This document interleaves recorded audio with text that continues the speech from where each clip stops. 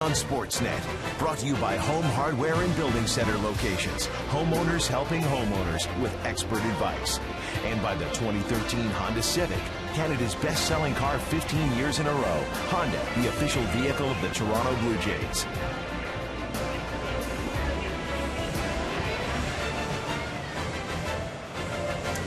Welcome inside the Rogers Center. It's a Saturday afternoon game. Middle game of a three-game series against the Kansas City Royals. Blue Jays won the opener 3-2 on just 4 hits. The Royals had 9 hits, but they must have just 2 runs. In that tough loss, they scored late in the ballgame, but couldn't cash in that tying run. Eric Hosmer is the third hitter in the lineup. Now it's time for the starting lineups. They're brought to you by Quaker State. Real, durable oil. Right at the top of the order, the left fielder Alex Gordon has been outstanding against the Blue Jays. This season, he's at .389 with a pair of RBIs. He scored 2 runs. He's always been a great defensive left fielder, hitting at the top of the order. And Mike Moustakas, he absolutely loves hitting here at Rogers Center. In fact, he's got an 8-game hit streak in this ballpark, hitting .438 with 5 doubles, a home run, and 8 RBIs. He had a big single in the 9th inning in last night's game, and they are set to take on R.A. Dickey and the Blue Jays. R.A. Dickey making his 29th start of the year. In his last start, he beat the Yankees, giving up just 2 runs over 6.1 innings. And R.A.'s gone 6+ innings in 13 straight starts, so he's getting better at getting deeper into the ball game. Of course, the roof is closed as we speak, and he prefers it that way. I'm not really sure it really matters, but he's got to try to avoid the home run and try to avoid the multi-run inning. When he does that, he usually has a good chance to win. R.A. Dickey has given up 20 of his 29 home runs here at Rogers Center, and I'm with you. I'm not sure it makes a difference one way or the other. You throw quality pitches, you keep the ball in the ballpark. Let's take a look at the defense behind Dickey. It's Davis, Ghost, and Sierra from left to right in the outfield. Great speed and some strong throwing arms. Brett Laurie's put on a show recently defensively at third base. Ray is starting to move around a little bit better on that sore ankle. How about Ryan Goins? What a job he has done. He's making his 8th start at second base. Edwin Encarnacion is the first sacker, and behind the plate, as always with the knuckleballer, is Josh Tolley. The defense is important, and Rajai Davis can really run them down in the outfield, and there figures to be some fly balls hit with R.A. Dickey on the mound, so they have Davis in left field to complement the 2 rookies in Ghost and Sierra. So fly balls are going to be part of this game today, and you got Davis out there to run them down. So Dickey is set. He's closing in on 200 innings for his 3rd consecutive season. His record is 12-10, as Jack mentioned. This is his 29th start of the season. 10-12. You have the numbers right, just wrong order. But yeah, he's trying to get back to 500, and certainly would love to do that. He's got a few more starts before the end of the season, a whole month of September. So Alex Gordon steps in, and Dickey is ready. Here's the first pitch of the ball game. It is in there for strike 1, and we are underway. The roof is closed here at Rogers Center. There have been storms in the area all morning long. Takes it inside. The appeal down to third base, and Paul Emmel said no swing. It's a ball and a strike. Alex Gordon, now 29 years old. He's won back-to-back Gold Gloves in left field, and he has made some transition from third base to the outfield. When he was first drafted, he was thought to be the heir apparent to George Brett at third. And that's a pretty tough mantle to wear for a young player, to replace the Hall of Famer. Well, he had an opportunity to put the Royals ahead last night in the 9th inning, made the last out of the game, grounded out to second base, but he's a guy that'll battle you. Cut out and missed. Dickey has his first strikeout of the afternoon. 1 down. R.A. Dickey in his last 6 starts, you can see his record, but he could use some more runs for it, no question about it. He's the kind of guy that has to work a lot like Mark Gurley did last night. Keep the game close and hope that the guys score. The Blue Jays just haven't produced a lot of runs with this new look lineup. That doesn't mean they won't today. Emilio Bonifacio goes after the first pitch and fouls it back. Bonifacio singled in his first at bat. He had an infield hit and literally beat Adam Lynn to the bag at first base, and then he was called out on a bang play in the 8th inning on a bunt attempt. Looked like he beat the throw to first base. On the ground, but foul. You can see how quickly Dickey broke toward first, well aware of the speed of Bonifacio. Well, unlike Dickey and Brett Cecil, who fall off on the other side as left-handers, Dickey's going to be falling off towards the first base line, so it's a little bit easier for him to get a jump towards the bag. Here's the 0-2. Back-to-back strikeouts for Dickey to start the game. Late, quick movement in the strike zone. He'll watch this pitch. There's the knuckleball, and all of a sudden the bottom just drops out of it. Emilio swinging underneath the pitch.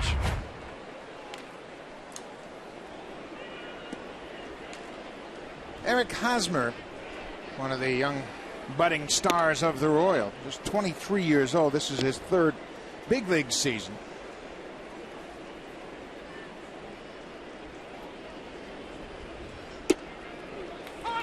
Ball on the strike.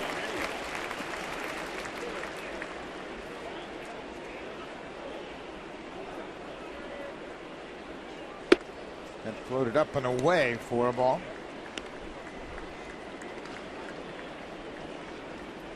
Dickey, as we mentioned, the knuckleball, very temperamental pitch, and this was popped in the air. Reyes quickly out from short, and that's going to drop into no man's land. Hosmer with a big turn at first. He will stop there with a 2-out bloop single. Well, it's hard to believe that anybody works faster than last night's starter Mark Burley, but R.A. Dickey does just that, averaging 17.9 seconds in between pitches. He's working quickly here already in this game, but the base hit will slow things down a little bit. That's just something you can't do about this. Is literally hit into no man's land. Reyes is going out. Ghost was over in the right center side of center field. He had a long run and couldn't make the play. 2 outs. Billy Butler, the DH, takes his strike. Butler last night had a rough night. Finished up 0 for 4. Struck out and hit into a double play.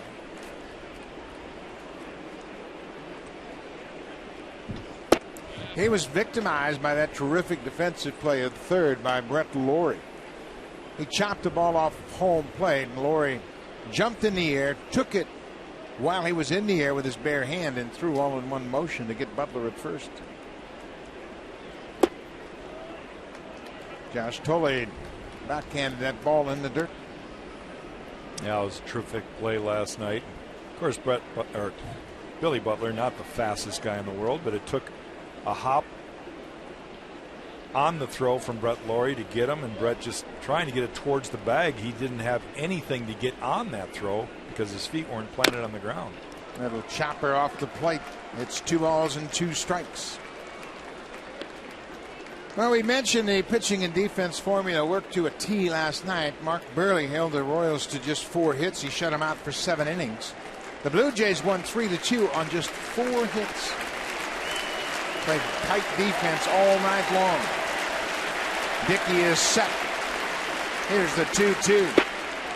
Strike 3 call. Billy Butler didn't like the call.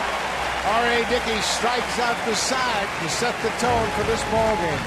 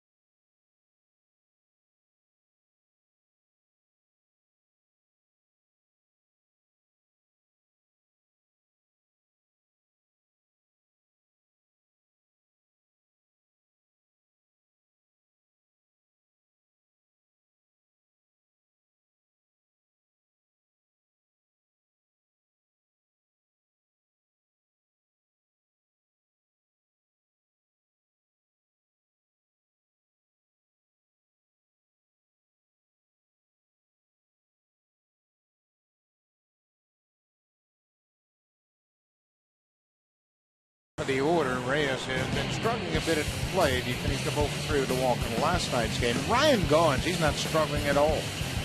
He's hit in his first 7 big league games. He's got 11 hits in those 7 games for a .423 average. And Adam Lynn, today he's the DH because he's put up good numbers against Jeremy Guthrie. A .366 average with some damage. 3 doubles, a home run, 2 RBIs. Lynn will be in the cleanup spot. They are set to take on Jeremy Guthrie. Jeremy Guthrie making his 28th start of the year. He won last Monday at Kauffman Stadium, an 11-1 decision over the Tampa Bay Rays. In that game, he worked 5 innings and he allowed 6 hits. But Guthrie's been kind of an up and down guy this year, and he's pretty much been that way his whole career. At times he can be lights out, other times he struggles. Guthrie misses with that first pitch. He's always had a great arm, but it has been a roller coaster ride for him. Jose Reyes.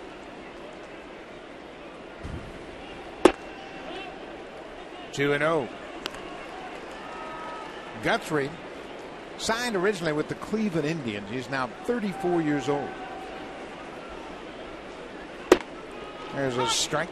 He was a first-round pick, 22nd pick overall in 2002 out of Stanford University.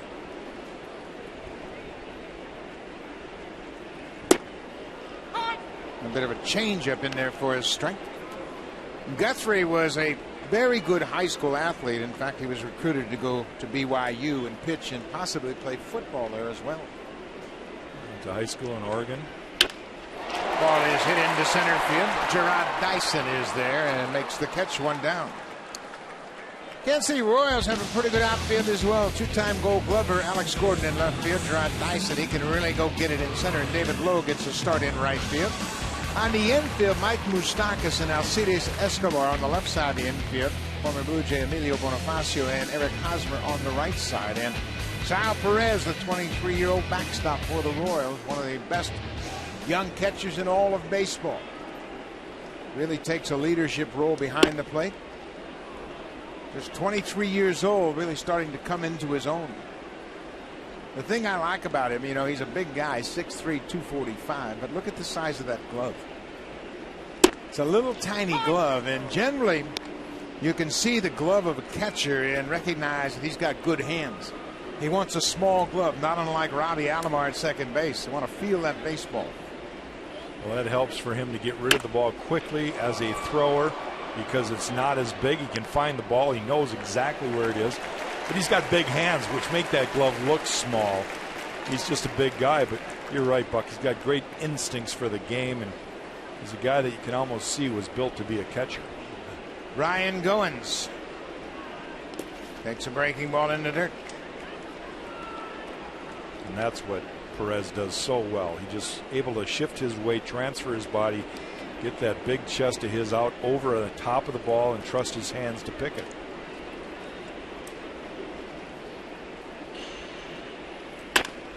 Bouncing ball up the middle, and how about Ryan Goins? He extends his hit streak to 8 games.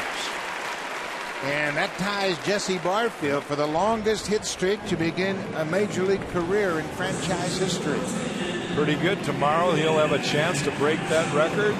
The way he's hitting right now, everybody would assume that's going to be a real possibility. Ryan Goins been a big plus for the Jays since being called up from Rochester. Very simple approach. So Edwin Encarnacion will step in. He takes a strike. Guthrie is one of those guys that's going to give you a fastball. He comes at you with fastballs. He wants to pitch ahead, and then he will expand the zone after throwing fastballs. Ball and a strike. Encarnacion has a couple of home runs against Guthrie.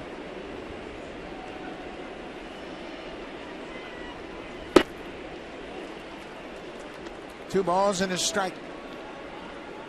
R.A. Dickey struck out the side in the first inning. Came up a 2-out single, a little bloop into center. That changeup is already part of the mix for Guthrie. Yeah, we're talking about Guthrie and his road to the big leagues. He originally was drafted by the Pittsburgh Pirates, and that was back when the Pirates were a lot like the Kansas City Royals have been for the last decade plus. They were just a poor baseball team, and you wonder how many guys were drafted by Pittsburgh and just turned it down, went back to school. Guthrie was one of those guys. Yeah, Guthrie, as we mentioned, went to BYU, and then, as is the case with so many young Mormon students, he went on his Mormon mission for 2 years. There goes Goins, a base hit to left field.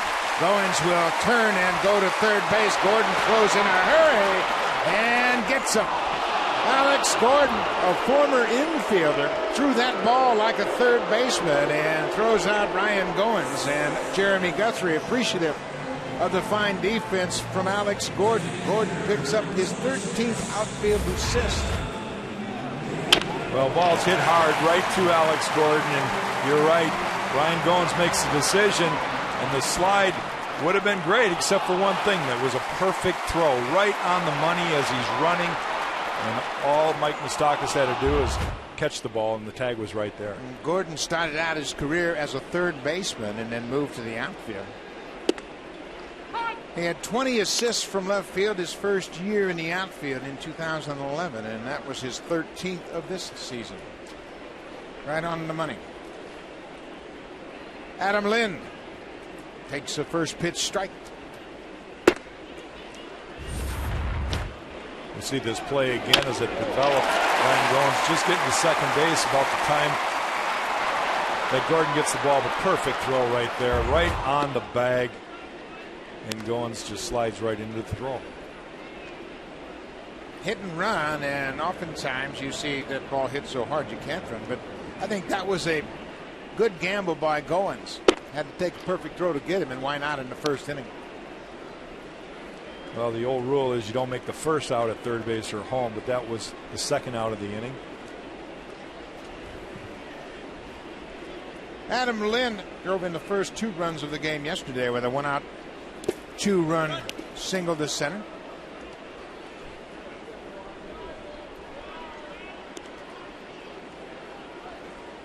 Three and 1 to Lind.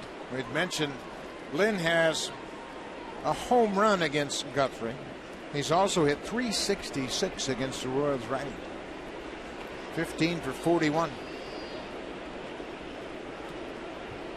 Good fastball right at the top of the strike zone. So it's a full count. Eric Hosmer, the first baseman. Looks like he's going to stay in front. Now he's going to move behind the runner. Brett Laurie is on deck. Hosmer backing up behind Encarnacion with a full count and 2 outs. There goes the runner. Ball is ripped into right field. Encarnacion turns around second. He'll go to third. Ball comes into the cutoff man. So Lind continues to hit the ball hard against Jeremy Guthrie. That's the 3rd hit of the inning.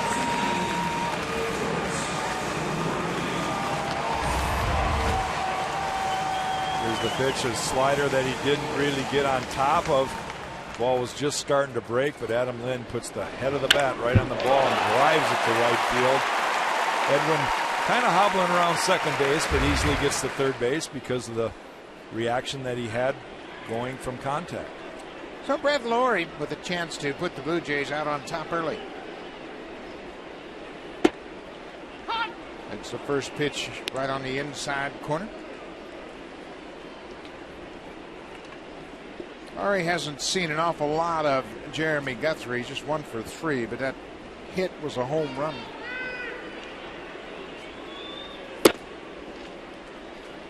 Guthrie kind of coming 3/4 sidearm right there, trying to show Laurie a different look.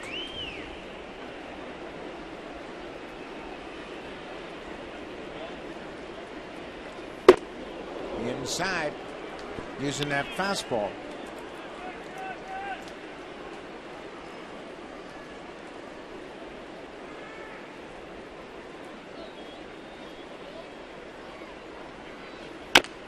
Bounced off home plate. Guthrie has to wait for it, unloads in a hurry, and the inning is over. The Blue Jays get 3 hits off Jeremy Guthrie, but strand a pair. Still a scoreless game after 1.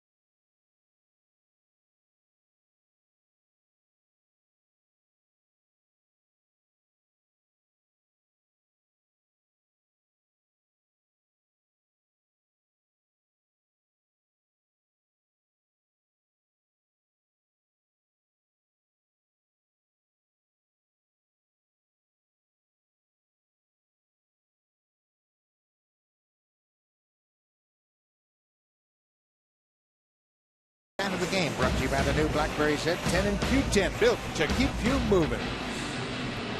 Sneak peek is the wins by the starters. You can see Mark Burley kind of climbing as he keeps pitching better the second half, leading the team with 10 wins or 11 wins. R.A. Dickey's got 10, and everybody else kind of trying to figure things out.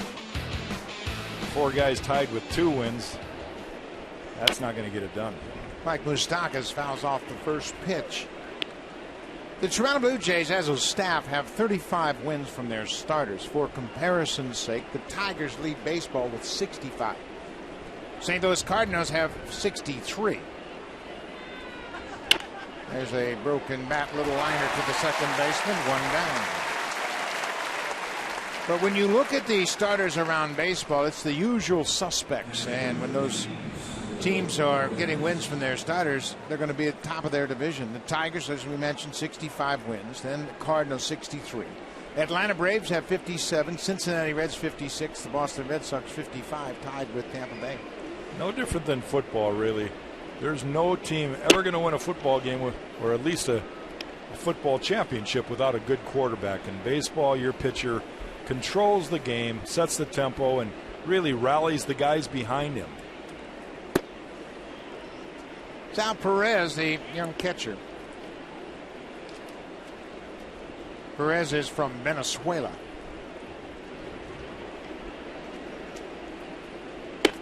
Jumps back from that inside pitch.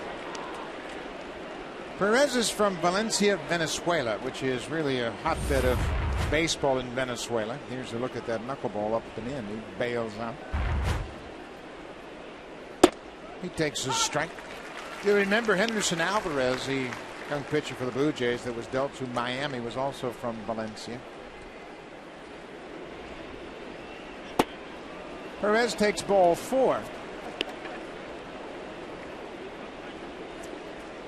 Fans, if you want your baseball questions answered by our team of experts, email asktheexperts@sportsnet.ca. Keep your eye out for the Home Hardware Ask the Experts segment later on in the game. So that's the first walk of the afternoon issued by R.A. Dickey. That'll bring David Lowe to the plate. Lowe getting a start in right field. Goes after that first pitch. Lowe got a pinch hit opportunity in the 9th inning. Yesterday came in for Justin Maxwell. Gets a start here today in right field.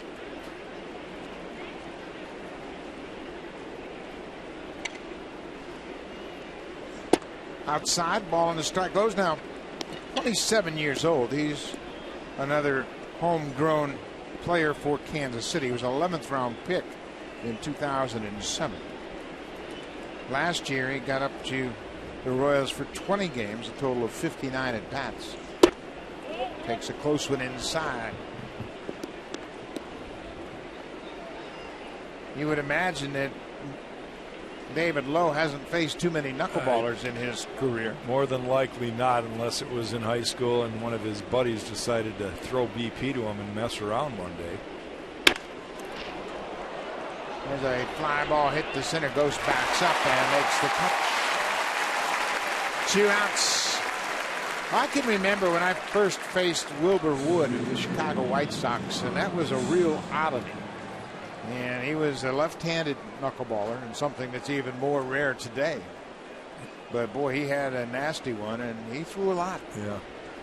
Growing up in California, you probably played more high school ball and amateur ball than most kids in the upper Midwest here, including all of Canada. And I imagine you never saw a knuckleball in high school. Never did. Nope. Nobody ever threw one. And of course, in the 60s, Hoyt Wilhelm and Eddie Fisher were 2 prominent knuckleballers that were in the big league. So we knew about them, but we rarely saw one. There's a base hit to left field for Gerard Dyson. Perez will stop at second. That base hit comes with 2 outs. Second hit by the Royals off of Dickey this afternoon. So that'll bring to the plate the number 9 hitter, the shortstop, Alcides Escobar. Escobar was originally part of the Brewers, and he came to Kansas City in a trade with the Brewers that included Zach Greinke. He's now 26 years old. He too is from Venezuela. There's a base hit to center field. Perez is being waved around third. Ghost comes up throwing, and the throw is offline, and Kansas City has taken a 1-0 lead. A 2-out RBI single by Alcides Escobar drives in the first run of the ball game. Escobar now waiting around. Hits that first pitch he sees. It's a knuckleball, but it kind of stays up. Doesn't really do much, and he just shoots it right back up the middle. Ghost throws left-handed. He's coming to his right. A little awkward for him, and just doesn't get the line right. Throws it way up the first base line. For Escobar, that's his 45th RBI. Royals have good speed on the bases. Back to the top of the order, the leadoff man, left fielder Alex Gordon.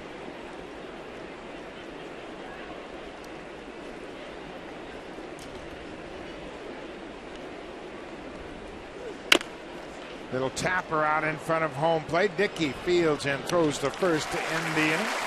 But Kansas City scores a run on a walk and 2 singles. They've taken a 1-0 lead.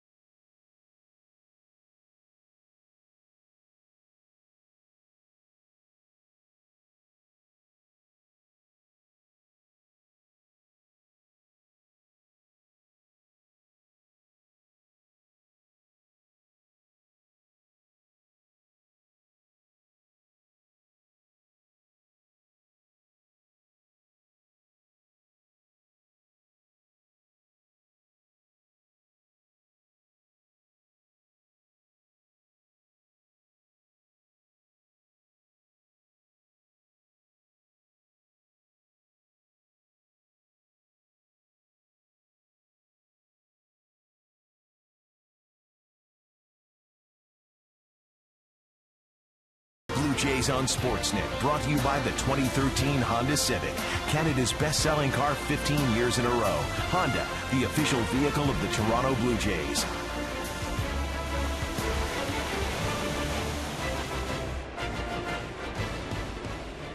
Kansas City with a 1-0 lead. Rajay Davis bunts the first pitch.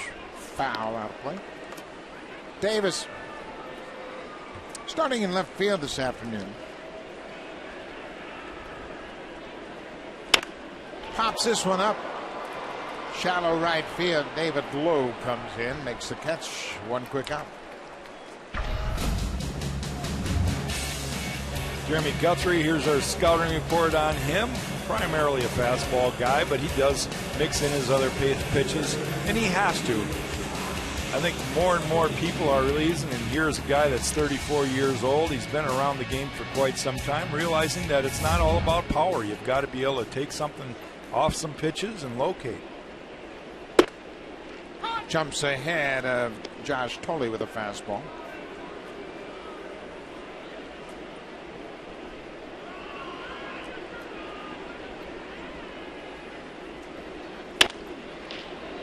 Tolley is late on that pitch and slices it into the seats. Jack, you mentioned Guthrie was drafted by the Pirates in 2001 as the third pick. Their third pick. He was a third-round pick, and then moved to the first round in 2002. He was drafted out of high school by the Mets in the 15th round.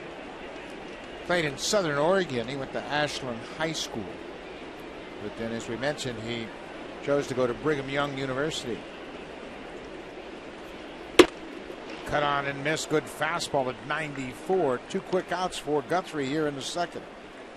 That last pitch to me is the best pitch in baseball. Right underneath the hands, inside corner. Very few guys can do much damage with this pitch. You can see just getting under an inside-out swing for Josh Thole, but didn't make contact. Great location right there on that fastball.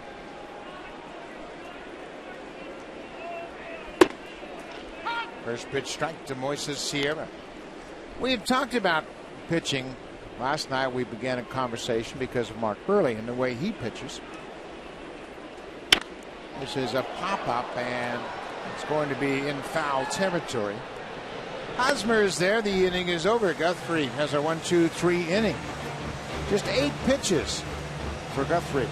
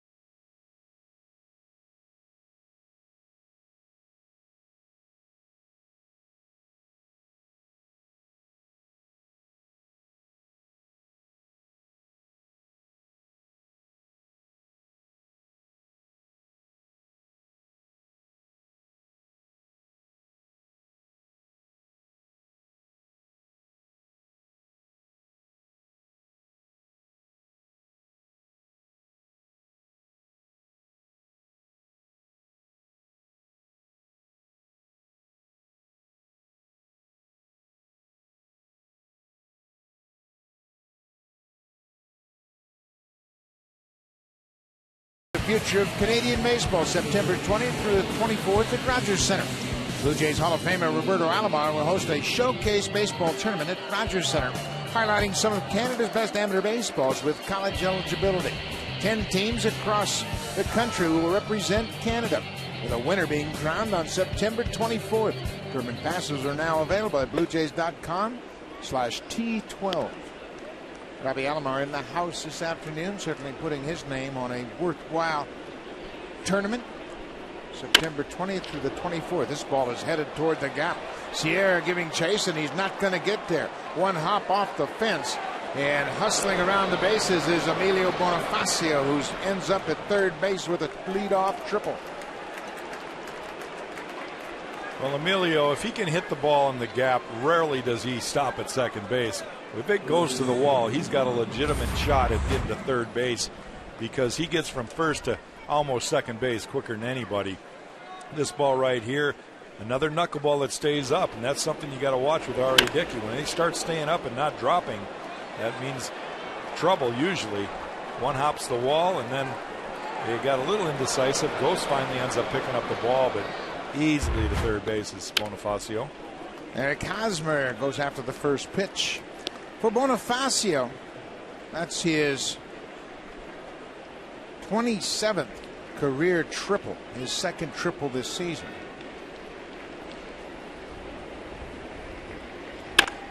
Ground ball through the left side, base hit. Bonifacio jogs home with a second Royals run of the afternoon. Hosmer picks up the RBI, his second hit.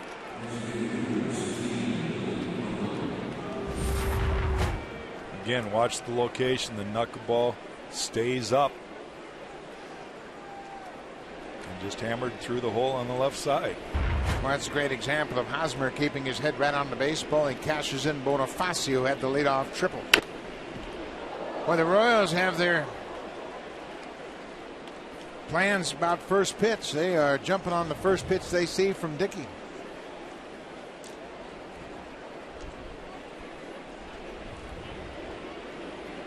Two runs on 5 hits for Kansas City. You think about the philosophy against R.A. Dickey. Here's a knuckleball pitcher, right? And he's got to locate. He wants to get ahead. It's so critical for him to get ahead in the count, because if he gets behind, he's still got to throw a knuckleball, and then he can't do it again without trying to take something off and locate it. He is not going to be effective with his second and third pitches. He's got to use the knuckleball. So if you go up there thinking he's going to get a little get-me-over knuckleball, the first one, if he gets ahead of me, then he can throw the hard one, which is awful difficult to hit. 1-2 to Butler. Foul down the right side. Kansas City got off to a terrible start with the bats. They brought in George Brett as an interim hitting coach for 2 months. And to a man, they said the addition of Brett and Pedro Grifol, the man in the screen there, is the assistant to Brett. What they did was they rebuilt the confidence of the young hitters. Well, what the neat thing they did is they brought Pedro in with George. It wasn't like he replaced George. He was there working with the kids. When George flat out told him, look, I might not know how to teach hitting, but I know you, and your name's Eric Hosmer, and go hit like you're Eric Hosmer. And I think he built confidence in the guys. Grifol was more the technical guy. He was the guy that worked with them, and when George left, he was able to just transition over to Pedro. Ball chopped towards shortstop. Reyes takes the scoop on the short hop, and all they can get is Butler at first. Little chopper over the mound. Hosmer moves to second on the 6-3 putout.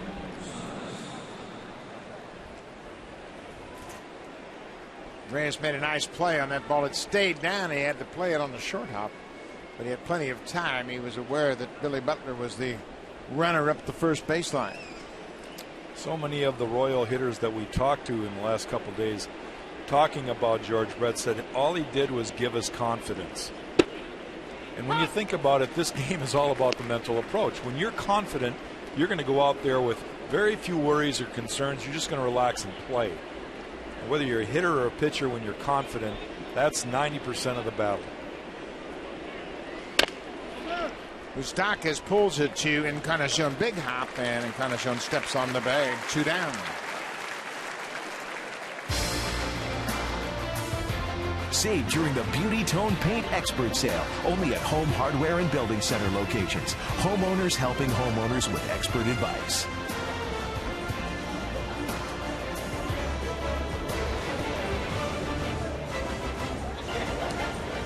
Saturday afternoon baseball at Rogers Center. 2 outs. The catcher, Salvador Perez, goes after the first pitch again. The Royals don't want to get behind Dickey in that knuckleball, so they're swinging at that first pitch.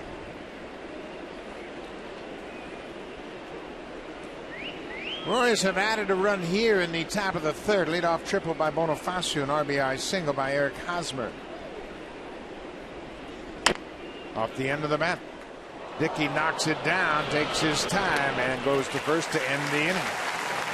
The Royals get one and leave one. They've taken a 2-0 lead after 2.5.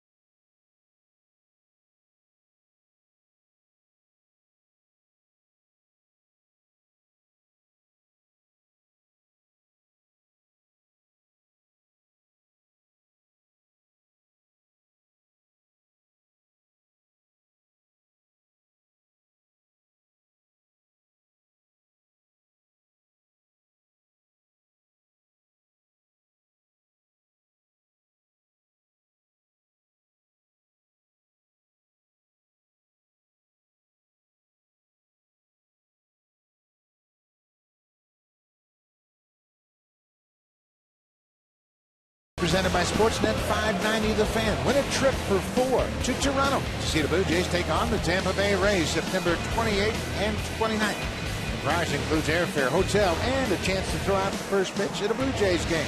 Contest closes September 16th, so enter now at bluejays.com/allstatefan. Great opportunity to come here to Rogers Center and help the Blue Jays wrap up this 2013 season. Tampa Bay Rays, of course, trying to stay alive in the pennant race. Tampa Bay will get Matt Moore back into their rotation on Tuesday as he's coming off the disabled list. Tampa Bay currently 3.5 back of the Boston Red Sox in the AL East. They've lost 2 in a row. Tampa Bay and Oakland are tied for the first 2 wild card spots, 4 games ahead of Baltimore. Anthony Gose chops it to first. Guthrie's a good athlete, and he beats Gose to the bag. 1 down. A very good lead right there for Eric Hosmer, too. He recognized that if he tosses it right to Guthrie, he's got to wait for the ball, so he let him like a quarterback would an end, and let him right over the bag, which he was able to sprint to. Good play.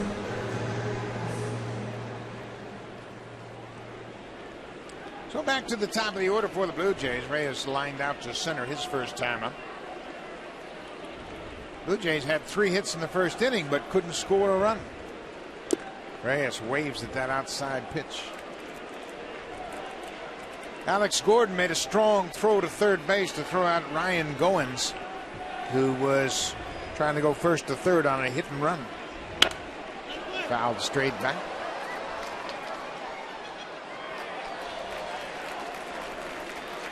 Gordon picking up his 13th outfield assist of the season. Moved into the outfield permanently in 2011.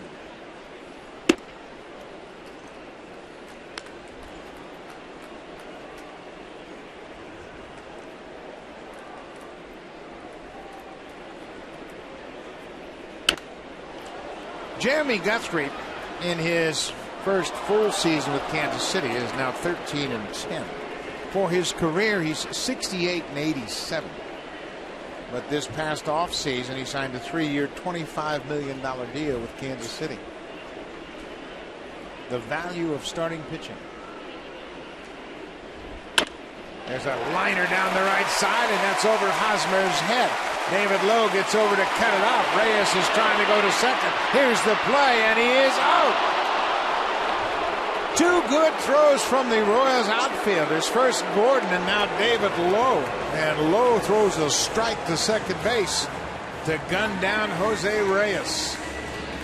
Guthrie's getting good support from his defense. Well, Lowe showing his good strong arm, but watch as Jose Reyes gets to first base. There was a little hesitation. Well, we don't see it on that angle, but there was a little hesitation whether he should go or whether he should stay at first. And that was just enough. Right there, he kind of takes a peek, then he turns it back on. The throw was offline a little bit, but good, strong throw and a great recovery. And Jose is out. 5th assist of the season for David Lowe from right field. He's got an assist as well from left field. Reyes was tagged out. This is popped up. Ryan Goins pops it up on the left side of the infield. Third baseman Moustakas is there, and what a turnaround inning. Good throw from David Lowe in right. Defense has supported Guthrie very well. The Royals have a 2-0 lead.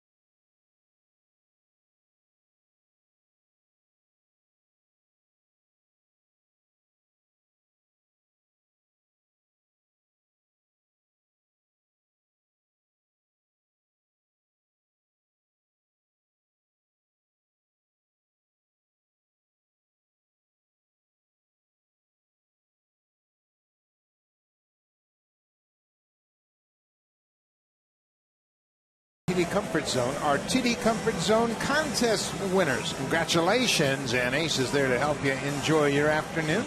While over in the Jays Care Community Clubhouse are some very special guests from Sick Kids Hospital. Welcome to the ballpark. Hope you're all enjoying yourself and have some of that good food down there in the community clubhouse and enjoy the ball game. So Dickey is set. David Lowe, who made that fine throw, will lead things off. Another first pitch swing. Sierra backs up. He's got plenty of room in right. One pitch, one out for Dickey here in the fourth.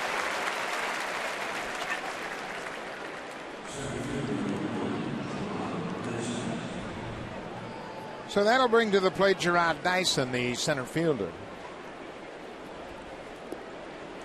Kansas City has gone back to its roots by signing and developing athletes. Once again, speed is a big part of their game. They lead the majors in stolen bases. Pitching and defense, and of course, if you have speed, chances are you're going to have a good defensive club. Off the end of the bat, little looper. Reyes back quickly. He makes the catch. A little looping liner off the end of the bat. Dyson is retired. As a pitcher, R.A. Dickey should recognize that they're swinging early in the counts. And that can really work in your advantage if you understand that. He can throw the changeup, get him out in front. He can take some off. Or he can throw that hard one and not worry about the location because they might tend to swing at it. Shortstop Alcides Escobar had an RBI single his first time up. Dickey's got that one covered. A comebacker on 5 pitches. Dickey retires the Royals in order. Good defense from both sides. This time it's the pitcher. Line drive right to the glove side. Makes an easy play of it. We'll go to the bottom of the fourth. Kansas City has a 2-0 lead.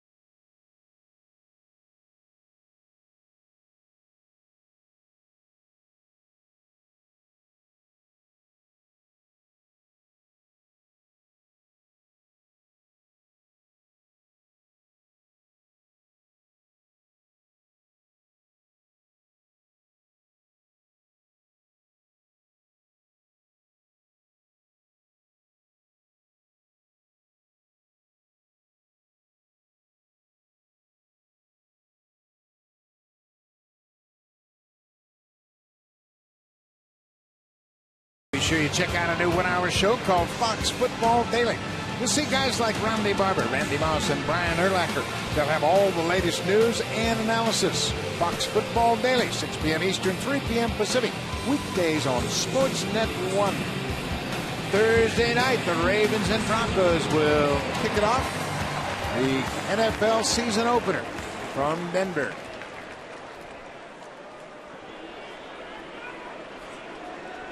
Blue Jays trying to solve Jeremy Guthrie. They have touched him up for 4 hits, but have yet to cross the plate. Encarnacion had a single to left field his first time out, but he was one of 2 base runners stranded in the first.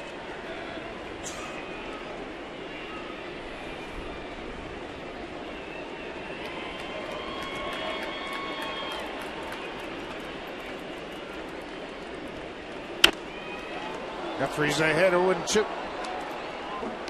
Jeremy Guthrie came to the big leagues with the Cleveland Indians. He signed a 4-year major league contract out of Stanford.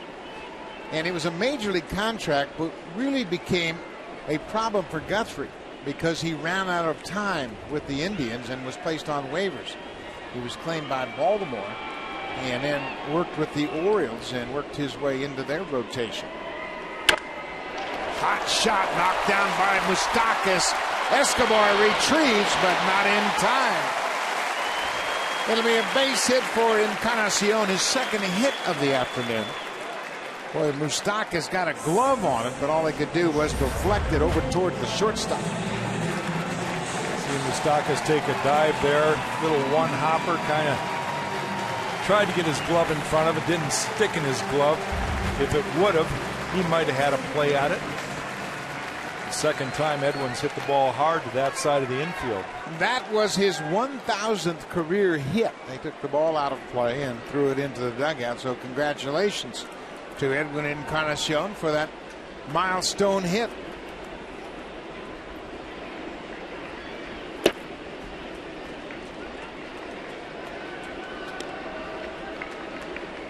Just makes you appreciate those guys in the 3,000 hit club. Ichiro with 4,000 total professional hits.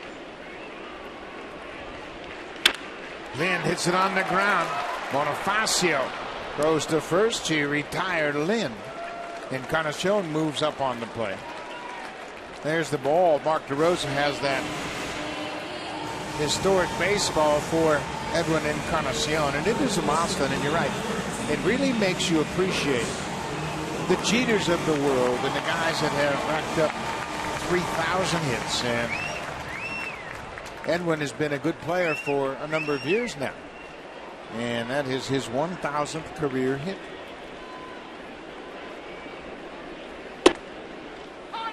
There are now 92 active players with 1,000 hits.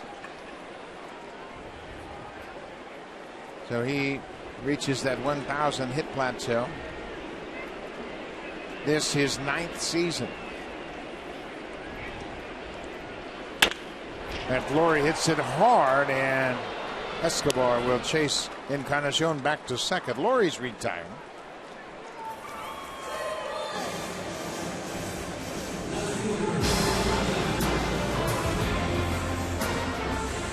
Come find out why more Canadians trust Mr. Lube's trained technicians with their oil changes than any other quick lube.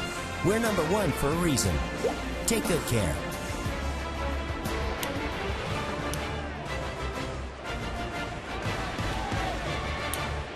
Saturday afternoon, the roof is closed at Rogers Center. Blustery day outside, comfortable temperatures, but there are rain showers in the area. Rajay Davis fouls it back to give you an idea of how difficult it is to accomplish 2,000 hits. There are only 17 active players with 2,000 or more hits.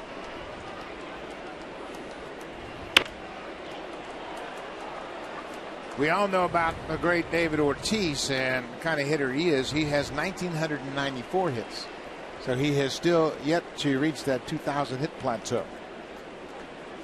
Jason Giambi, 1,998 hits. You know, you just think about the durability a guy has to be. #1, he has to have almost 200 hits a season. Then he's got to do it for 20 years.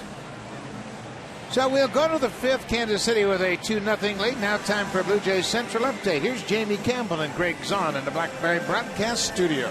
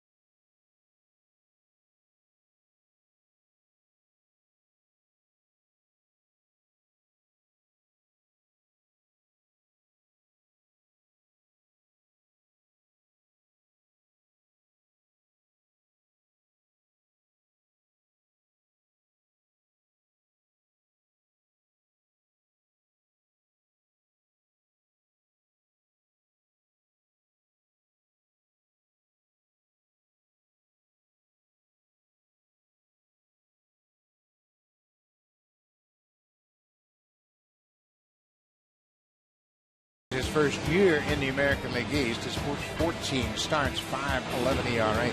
Jack, he's improved much lately. What's the difference for Dick? I think he's relaxing. Obviously, there's no pressure. This team is eliminated for all practical purposes. They're not pushing for a playoff berth. Early in the year, they were expected to win. There was a lot of pressure on him. He's the #1 starter, and he was expected to go out there and shut down the likes of the Boston Red Sox, the Yankees, and the Tampa Bay Rays and Baltimore. Just didn't happen. But now he's more relaxed because the Jays, let's face it, are just not going to be in this race. Leadoff man Alex Gordon is 0 for 2 with a strikeout. Dickey's had troubles here at this ballpark for the season. He's 5-6 at Rogers Center with a 5.48 ERA. And the home runs have really hurt him here. 20 of his 29 home runs allowed have come at this ballpark. It's really interesting, too, when you look at Mark Burley and his breakdown. Burley, much like Dickey, not an overpowering pitcher. But he has pitched to an 8-2 record here at Rogers Center with a 2.72 ERA. Yeah, two pitchers with the opposite results, home and away. And I think it's just about focus. I think RA has the ability to pitch better in some of the bigger ballparks. And Mark Burley just likes to perform at home. I think he really enjoys the people here. Not that RA doesn't enjoy the people here, but I think he's been able to focus better here at home. Shattered bat that's going to bounce all the way into the outfield. The barrel goes out there into right field, and that thing turned into some kindling. The one other thing that Mark Burley's done a better job of here all year long at home is eliminating the long ball. Dickey's given up a lot more home runs at this ballpark than Mark Burley has. Do you think it has anything to do with the ballpark in putting that focus on Burley, knowing full well if you don't make good pitches here, you're going to get hit? I think pitchers have to be aware of their environment. They have to understand that this is a place where I need ground balls. There's a ground ball. Easy plate for Dickey. He's handled everything. Tapped back to the mound. That'll bring to the plate Emilio Bonifacio. We had two of the fastest guys in the game in this series, and Bonifacio can really fly. So can Anthony Ghost. Check him out. This is a fun little video. Literally shows how quick both these guys are. Hall in the mail. Hall in the mail. Look at him go. Emilio tags it first. And I think if there was a flat-out race, he would win by a step. Fun to watch. Different styles for sure. Ghost has longer, smoother strides, and Emilio really has a fast rhythm fast to his tempo.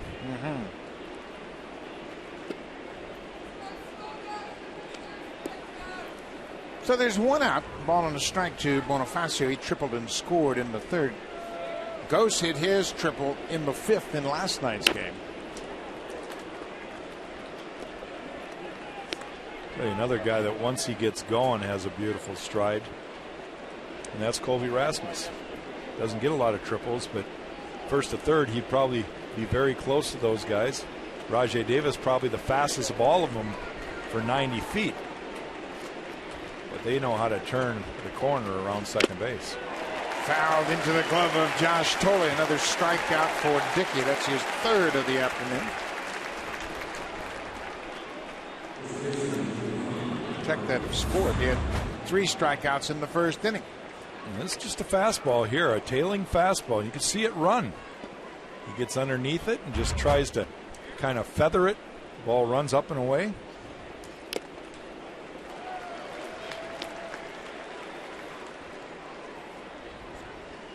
Bonifacio telling Perez that was a fastball. He just threw it upstairs, and I was a little bit late. Hosmer with an 0-1 count. Plays off that inside pitch. Eric Hosmer's 2 for 2 this afternoon. His average up to 298.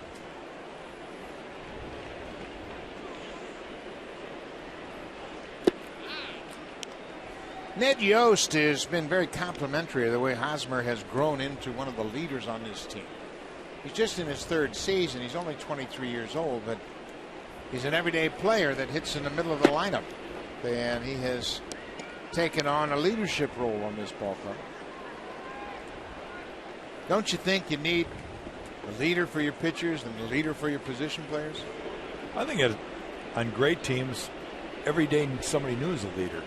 And that's what makes it so much fun. You've got quality people and quality players, and they all believe in the same theory. They want to go out and win. Everybody helps everybody. And that's the beauty of baseball. That is something you can't put into any kind of mathematical formula. It comes from the heart. Ned Yost, of course, grew up as a coach under Bobby Cox down in Atlanta. 12 years with the Atlanta Braves as a coach. 2 outs. Billy Butler with a big swing on the first pitch.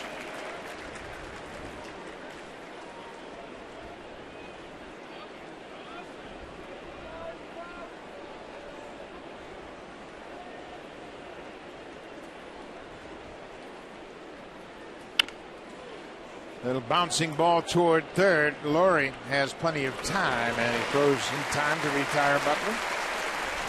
Billy Butler is done. The Blue Jays leave another base runner, but they trail Kansas City 2-0.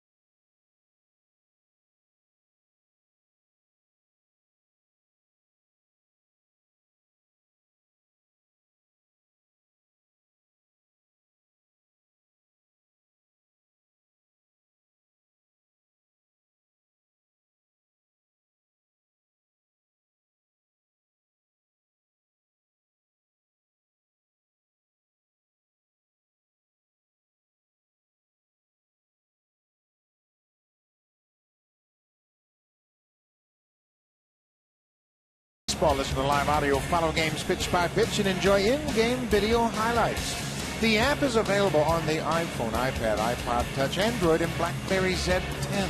Season-long subscription packages are available. Visit BlueJays.com for more details. At Bat 13 is the official app of Major League Baseball. Major League Baseball, the trade deadline is today. And if you're going to bolster your roster, you have to have him into your organization before today for him to be eligible to participate in the postseason. There have been some minor moves. Canadian John Axford went from Milwaukee to St. Louis to bolster the Cardinals bullpen. Cardinals right now have their hands full with the Pittsburgh Pirates. Cardinals have lost 8 of 13 to Pittsburgh so far this season. They lost the opener of that series in Pittsburgh. Says foul back by Josh Tolley. Pittsburgh has shut out the Cardinals 4 times this year, and Francisco Liriano was terrific last night. 8 innings of 2-hit ball. He's got 15 wins now. Yeah, what a turnaround year for Liriano coming over from the Twins to Pittsburgh. Tolley fights it off and stays alive. It's 2-2. Getting close to that witching hour in which teams can expand their rosters also.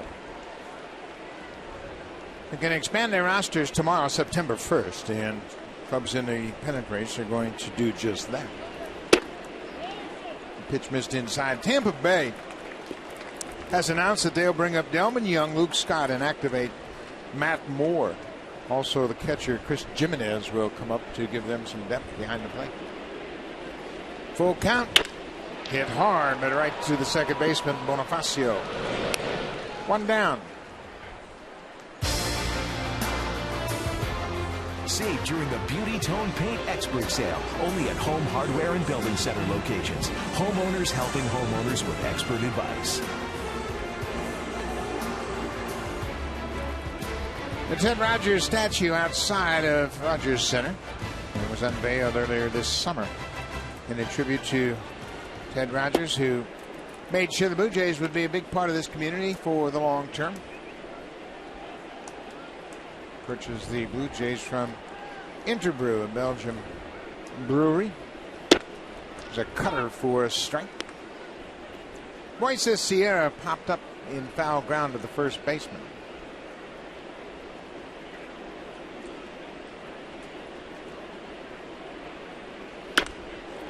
Guthrie jams him with that heater. Both pitchers working quick, and they're getting a lot of contact early in the counts.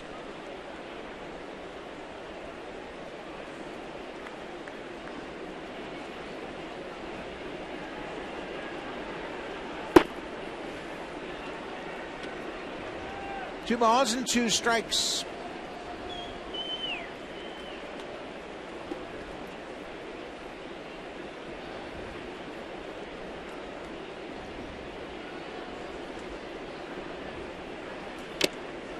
Foul tip held on to by Sal Perez. Guthrie racks up another strikeout. That's 3 on the afternoon for Jeremy Guthrie. Throws the slider off the plate, commands it away, and Sierra reaches out after it.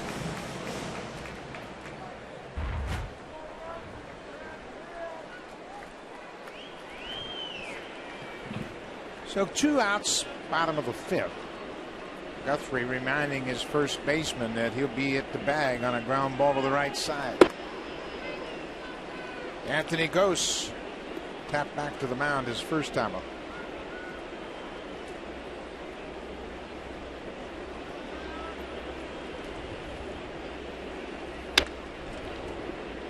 Anthony Gose is working daily with Chad Mottola, trying to eliminate his leg kick.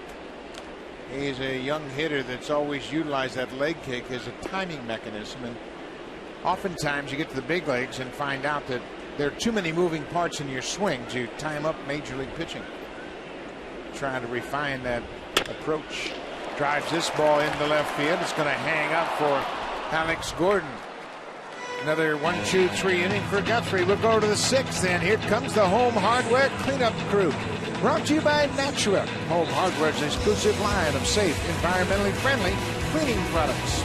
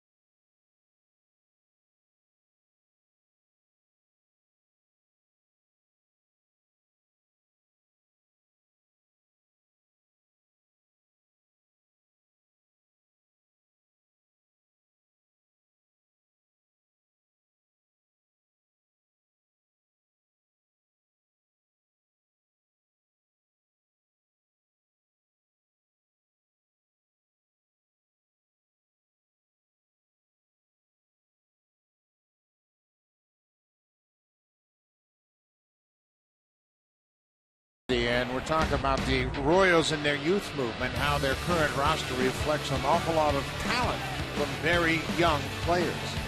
It's all a product of losing seasons, but using good choices in their drafts, and all of that is finally coming to fruition for the Royals and some of these young players that are the bright spot, the future for this organization. Kansas City wants the benchmark for winning organizations, and this ball is hit high in the air down the right side, and back out of play. But the Royals are looking for their first winning season in a long time. You got to go all the way back into '93. Kansas City won 84 games that year. That's their last winning season. This ball is popped in the air into left field. Davis is there. Moustakas is retired. This was a team in Kansas City that in the middle 70s into the 80s was a winner every year. Yeah, they had it all going. They had speed, they had power, they had defense, they had pitching, and they were in postseason a lot because of all of those. And you're right, Buck. They were the poster child, what everybody tried to be like.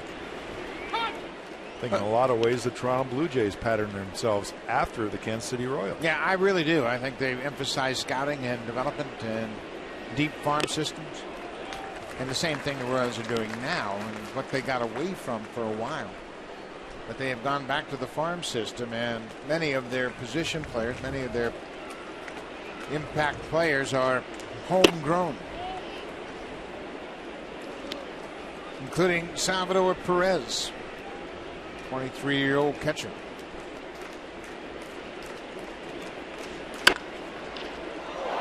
Laurie continues to shine. How about that play? I tell you what, Brett Laurie might not get the attention of Evan Longoria, but he's just as good as Longoria in my mind. For the last month plus, it seems like Brett Laurie makes one of these kind of plays every day.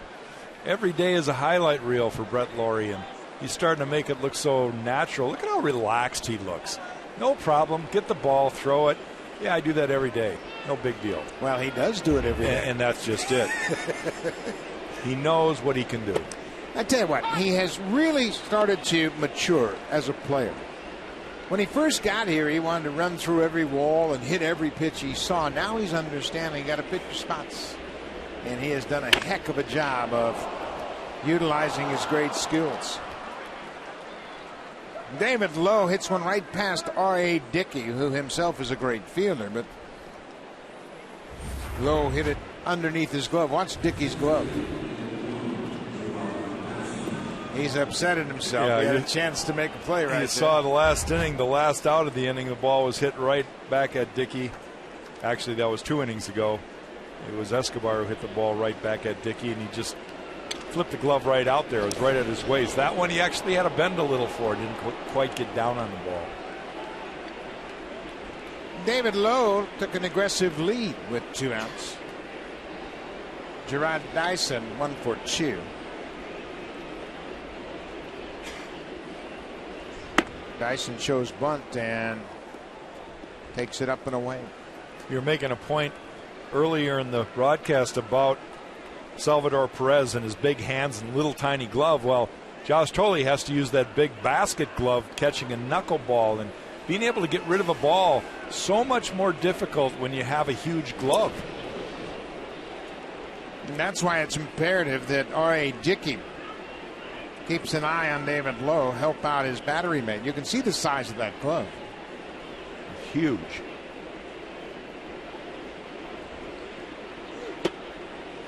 When you go into that glove to find the baseball, it's like trying to find a BB in a trash can.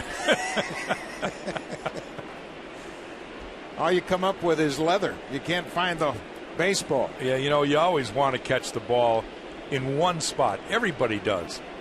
The spot that they feel comfortable, they want to catch that ball. But the reason a catcher uses such a big glove on a knuckleball is because they don't know where it's going to go all the time. So they're able to catch the ball, but not necessarily pick the ball out and throw it. Dyson slices it out of play.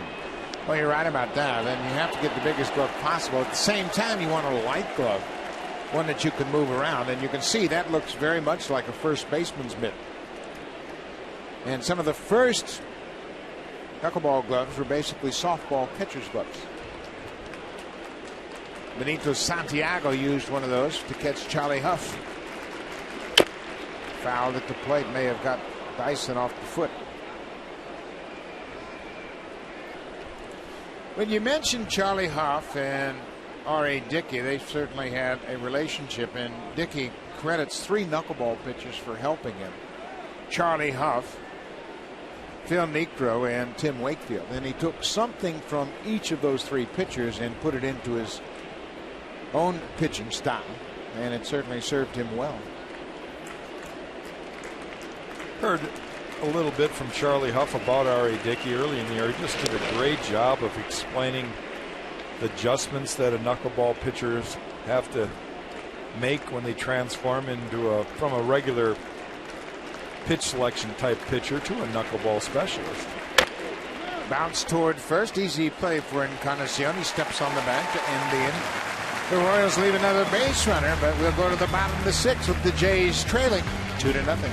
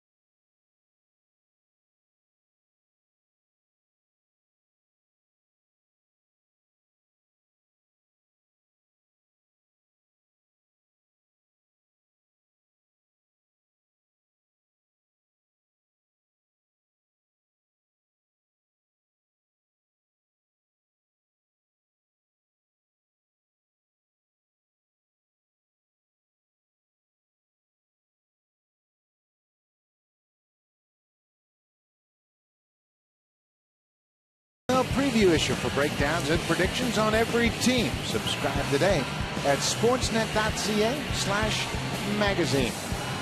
Beautiful cover with Adrian Peterson of the Vikings on the cover. RG3 about to embark on another season for the Redskins. You can check it all out on Sportsnet magazine. We're in the bottom of the 6th inning. Kansas City has made the most of their 6 hits.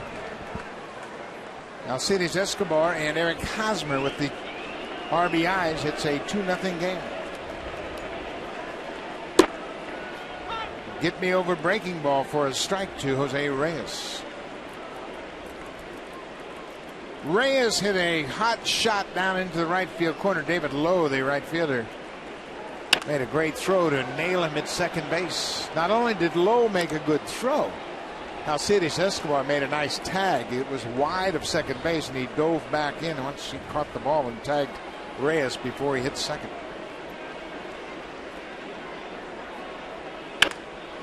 Pull to the right side. Leadoff base hit for Reyes. He's 2 for 3.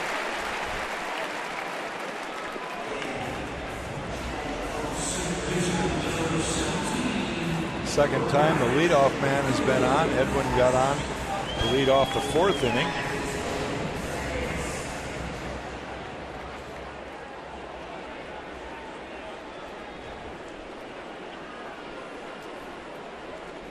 Second baseman Ryan Goins extended his hit streak to 8 straight games to start his big league career. He singled in the first.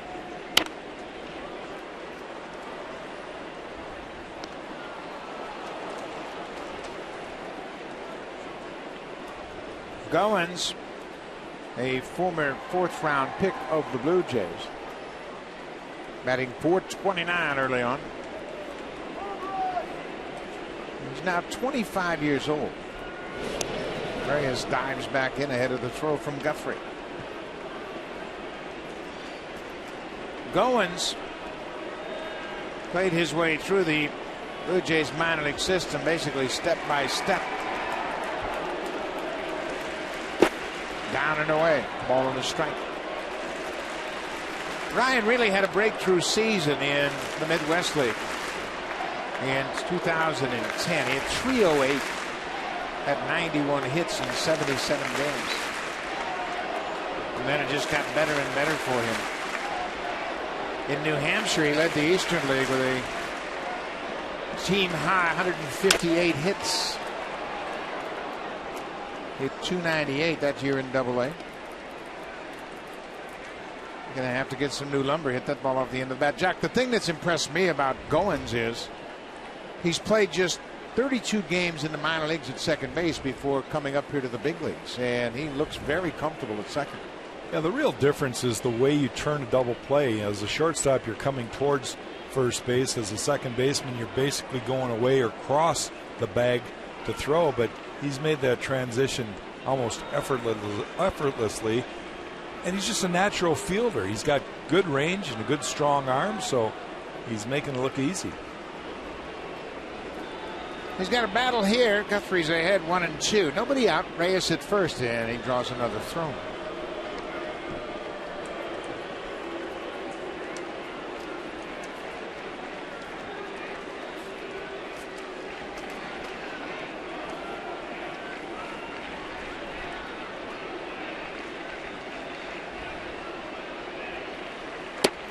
Good breaking ball. Goins strikes out, first out of the inning. One down here in the bottom of the sixth. Fourth strikeout for Jeremy Guthrie. Well, he starts this breaking ball right on the inside corner and breaks it down off the plate. Goins swings right over the top of it.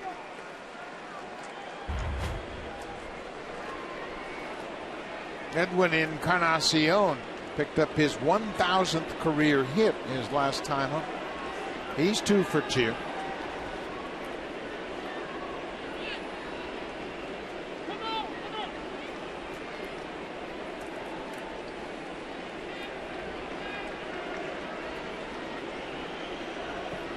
Encarnacion looking for his 100th RBI, sitting at 99.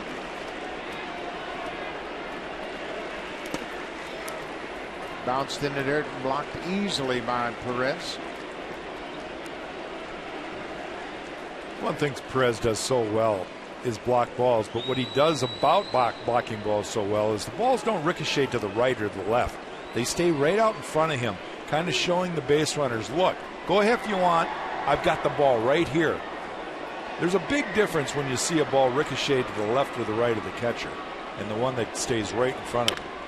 Bouncing ball. Moustakas hit third. Goes to second for one. Back to first. Double play. What a turn by Bonifacio. That didn't look like a double play ball. Moustakas was deep at third. Bonifacio with a quick turn. It's the double play for Jeremy Guthrie. Moustakas very deliberate, but look how quick Bonifacio is in time to double up Encarnacion.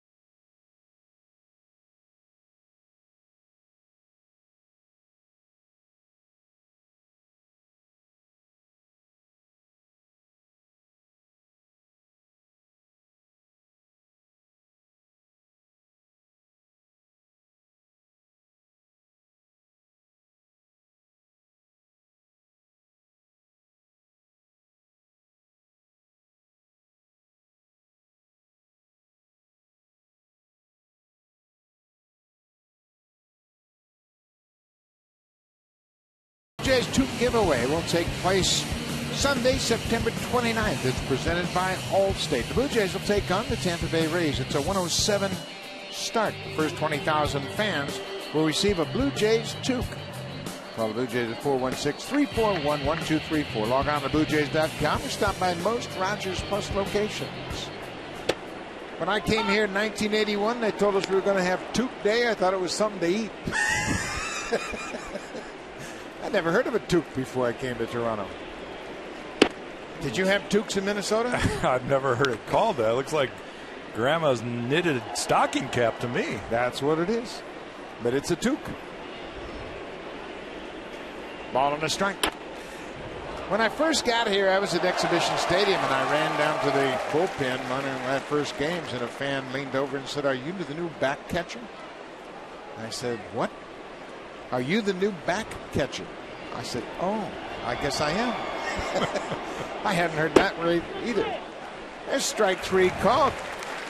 Escobar strikes out. That's how the seventh starts. Save during the Beauty Tone Paint Expert Sale, only at Home Hardware and Building Center locations. Homeowners helping homeowners with expert advice.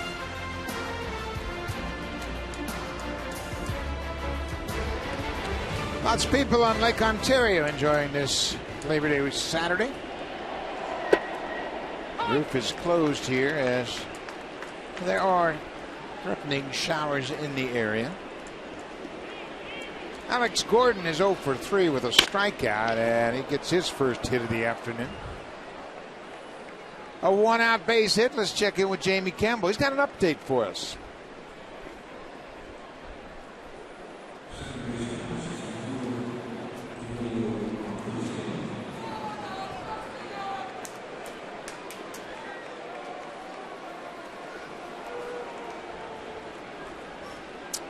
Ivan Nova has pitched 5 2/3. He's allowed just 2 hits, hasn't walked a batter, and struck out 4. He has pitched very well for the Yankees. Scott Feldman, he's only allowed 4 hits and a single run. He too hasn't walked a batter. Bonifacio goes after the first pitch. Isn't it interesting how every start, every inning, every pitch really comes into focus now as we're on the eve of September? Well, especially for the teams with playoff intentions. The Yankees are 8 games back in the East. Baltimore 7.5 back, so they could flip-flop in the standings. In the wild card race, Baltimore is 4 back of the second wild card spot. Yankees 4.5 back. A lot of baseball to be played. Whole month. The month of September still ahead. Only 2 teams totally eliminated already. The Houston Astros, the Miami Marlins.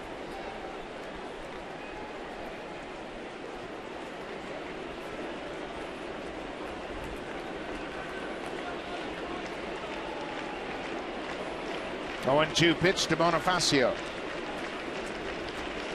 Cut on and missed. Another strikeout for Dickey. 2 strikeouts in the inning. 6 on the afternoon. Struck him out with a fastball his last time up. This time you can see the knuckles just popping that ball. He'll swing it underneath it. Dickey has thrown 90 pitches. And we talk about pitch count because it's such a prominent part of this game today. Tom Seaver was asked about that in the Daily News article in reference to Matt Harvey, who had suffered the injury. And Seaver said pitchers these days are baby. There's a fly ball to right. That's a conversation we will continue when we come back. R.A. Dickey is through 7 innings, but he trails the Royals 2-0.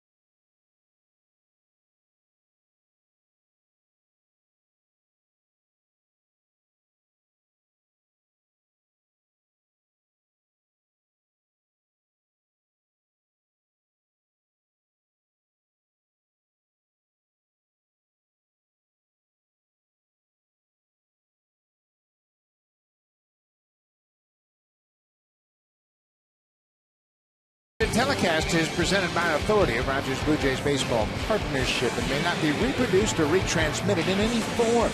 And the accounts and descriptions of this game may not be disseminated without the express written consent of Rogers Blue Jays Baseball Partnership.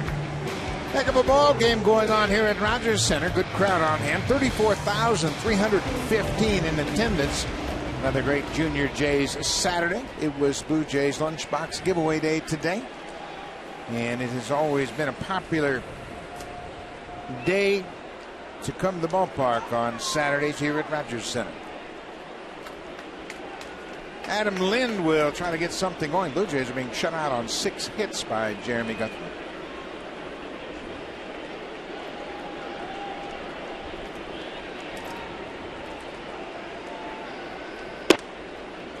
Well, we mentioned the Tom Seaver article written by Bill Madden, a Hall of Fame writer for the New York Daily News, and Tom Seaver is suggesting that pitchers in his day pitched. They threw a lot of innings.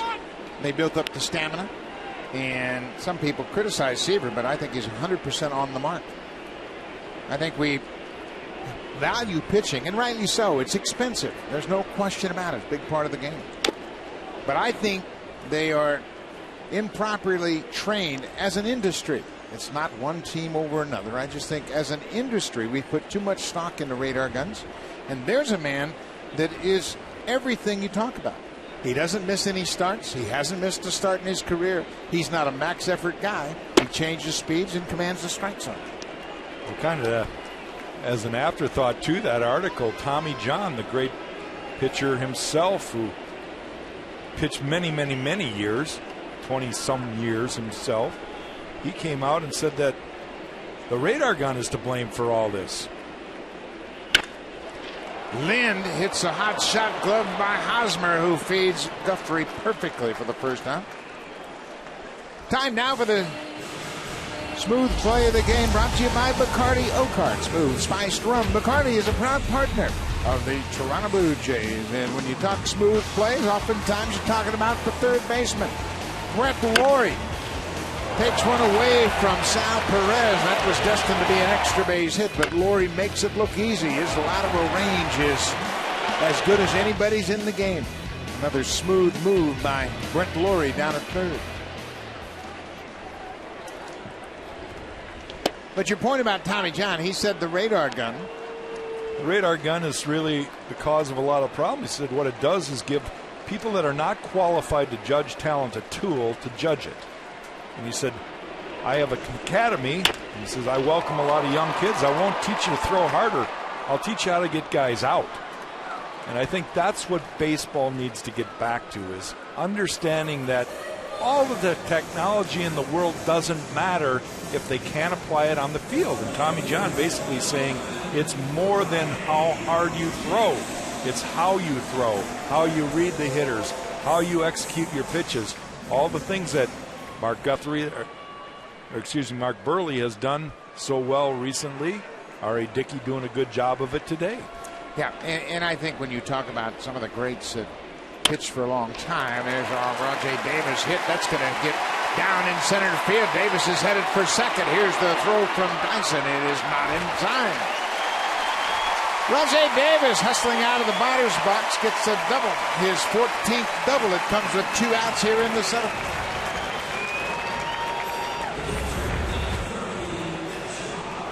Well, we need to get Rajay to get a triple there so we could have 3 individual pitchers of Ghost and Bonifacio and Davis all running together, but Rajay can flat out haul the mail himself.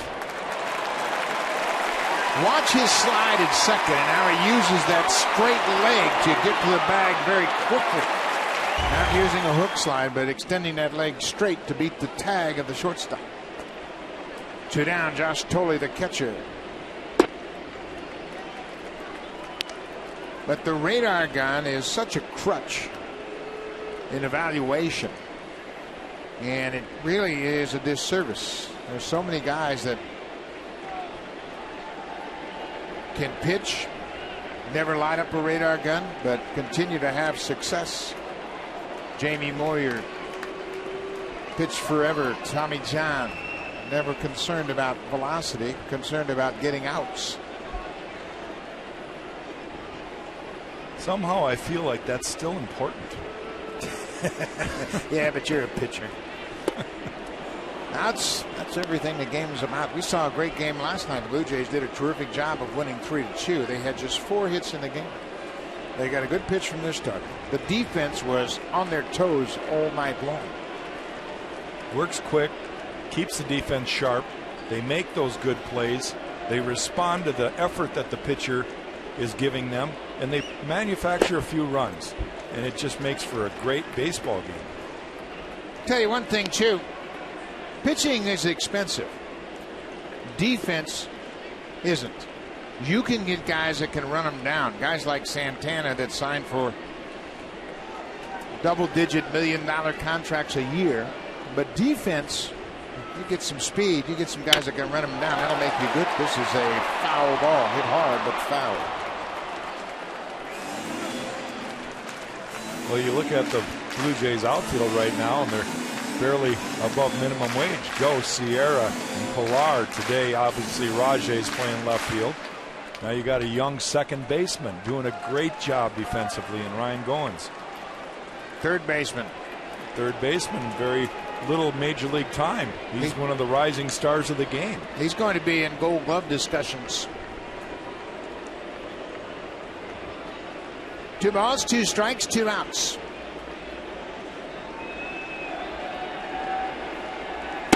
Off the plate. Full count. Sierra on deck. Blue Jays down by 2. The Royals bullpen is quiet.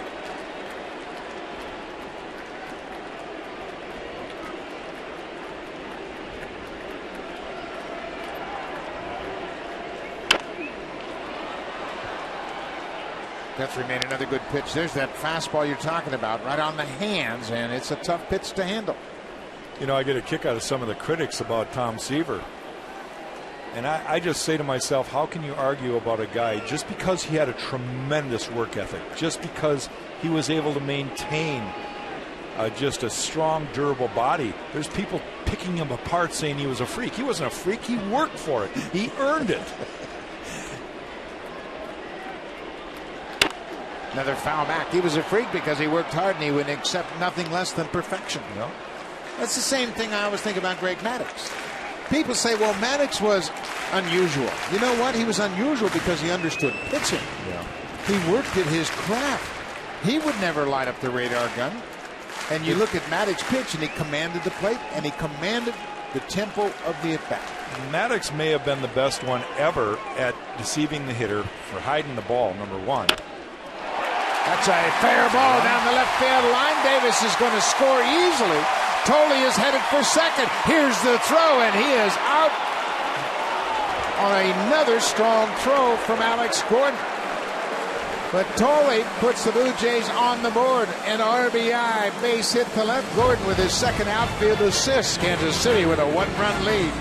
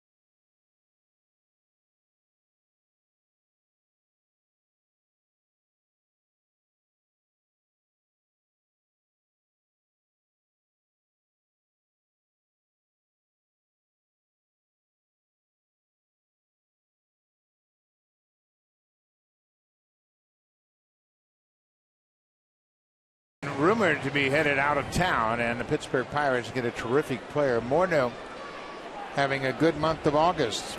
Josh Tolley with an RBI single, but Alex Gordon guns him down at second to end the inning. How important is defense? Well, it gets a pitcher out of an inning after a base hit that could have prolonged it.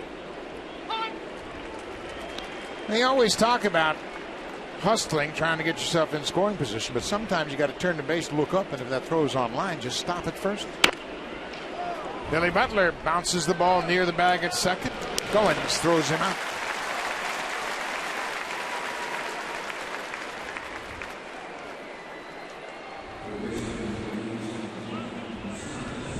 Morneau, for the month, has hit 9 home runs and driven in 21 runs for Minnesota. A .250 average, but Pittsburgh's looking for production. And in that ballpark, that's a very inviting short porch and right. It should really suit Justin Morneau well. He can hit the ball to all fields, but prefers pulling the ball. That's where his strength is. One left-handed hitting first baseman.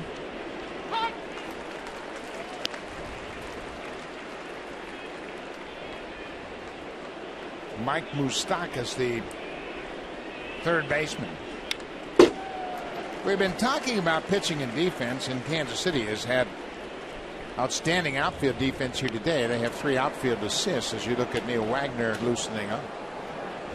3 outfield assists in one game has only happened 5 times this summer. The White Sox, the Marlins, Milwaukee, San Diego, and now Kansas City have recorded 3 outfield assists in the same game. And outfield defense can win you games, no question about it. Of course, when you throw out a base runner, your chances are throwing him out at the plate or erasing him from scoring position.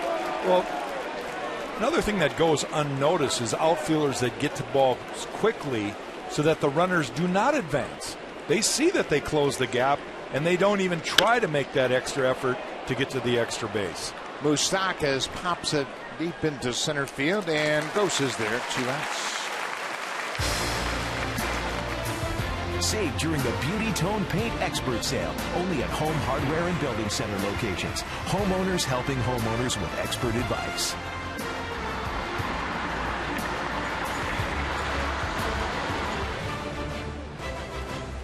So R.A. Dickey with 2 outs here in the 8th inning, trailing Kansas City 2-1.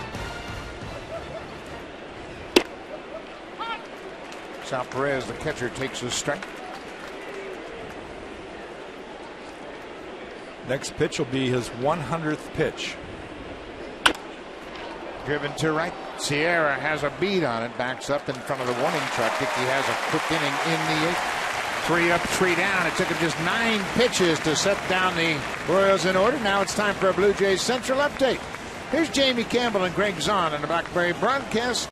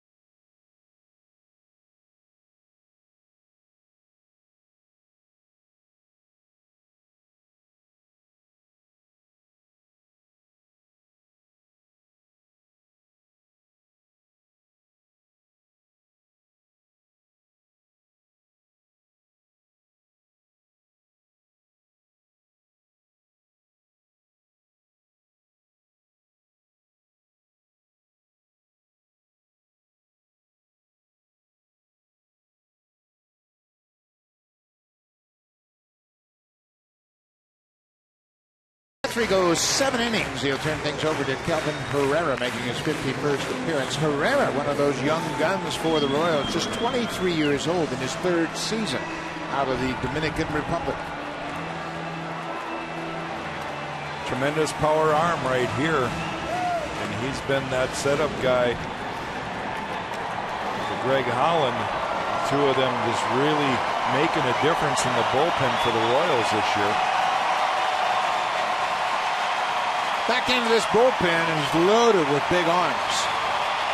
We saw Luke Hochever in last night's game. Greg Holland is the closer. Aaron Crow, he too gets it up there. And R.A. Dickey's in need of a couple of runs. It's a 2-1 ball game. Dickey has held the Royals to 7 hits.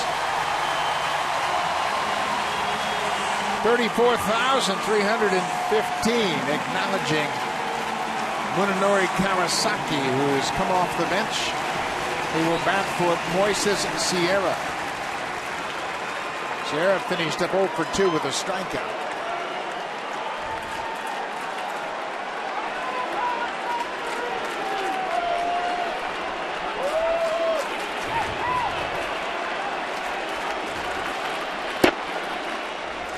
Herrera misses with the first pitch at 98 miles an hour.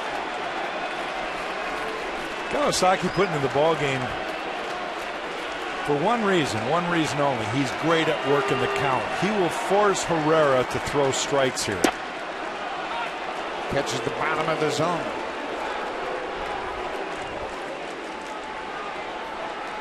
Kawasaki's 0 for 3 as a pinch hitter, but you're right. He's up here to get on base.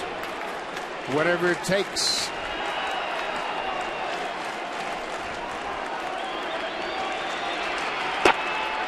Shows bunt, takes the ball.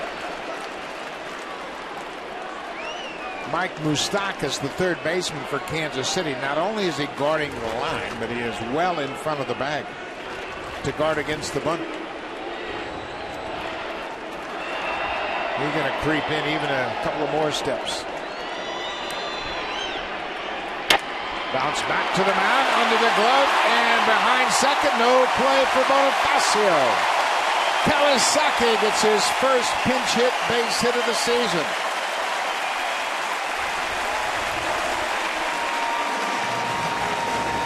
Munenori does run well.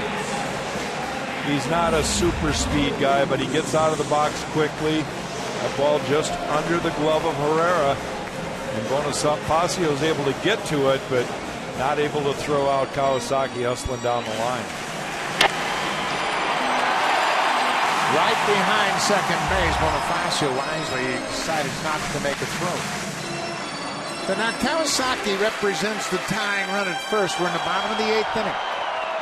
You got to believe they've got to try to bunt him over here. Ghost, a pretty good bunter. Moustakas in at 3rd base. Ghost looked like he was anxious to square around early. And you're not trying to fool anybody. No, this is where a pitcher needs to throw a strike and let the hitter bunt it. Hopefully you can make a play. If it's right back at somebody, defensively you can make a play. Ghost takes it outside. But if Ghost gets a strike, he's just got to put it down. The ideal play is to bunt it towards the 1st baseman, not the 3rd baseman, because that would bring Hosmer in. You have to have the 2nd baseman cover first. Ghost given the green light to swing and chase the bad pitch. Would have been ball 2.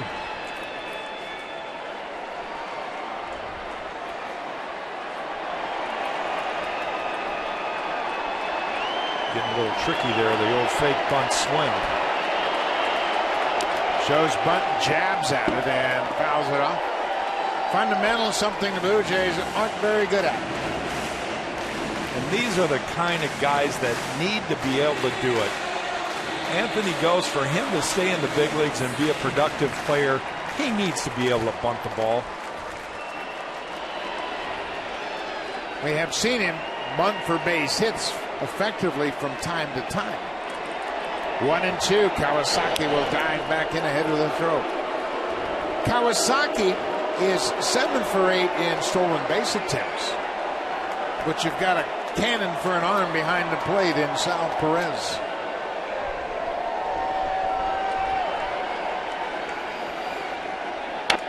Foul back. Perez just 23 years old. But you see where he ranks among the leaders. He is 4th in the American League. Joe Mauer, Matt Wieters, Chris Stewart doing a good job in New York. Then Sal Perez. I will say this, that Perez has the strongest arm of all 4 or 5 of those catchers. What's amazing to me is you look at Joe Mauer, 6'4", Matt Wieters, 6'4".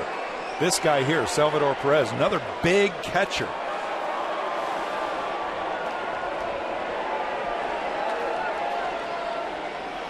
Foul back, you're right. Generally, it's a challenge for big catchers to get the timing and rhythm and release necessary to throw well. But again, I got to emphasize that glove is a small glove, even though he's a big guy. And when he goes into that glove, he can find the baseball very quickly and make the transition. Transferring the ball from his glove to his hand is quick with the small glove, and then with the strong arm and accurate arm that he has, and he gets rid of the ball quick. Ned Yost, the manager of the Royals, was a former catcher.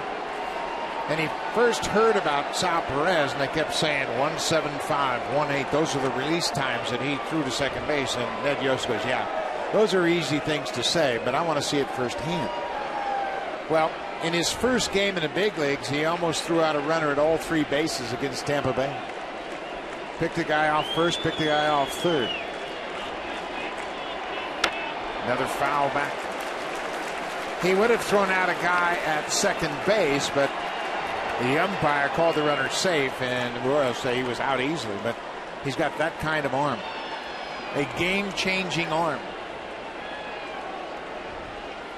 Blue Jays trying to rally here in the 8th. R.A. Dickey's done a good job of holding the Royals down in check. Upstairs, 2-2.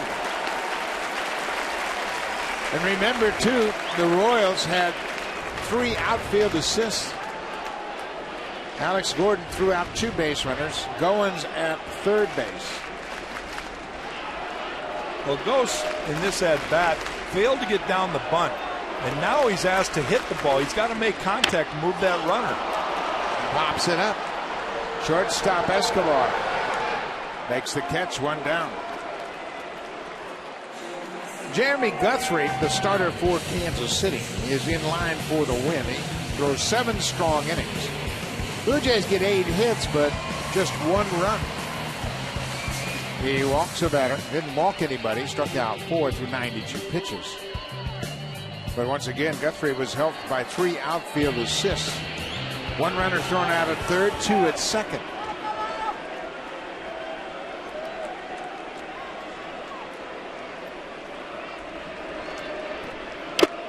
Reyes fouls it into the glove of the catcher.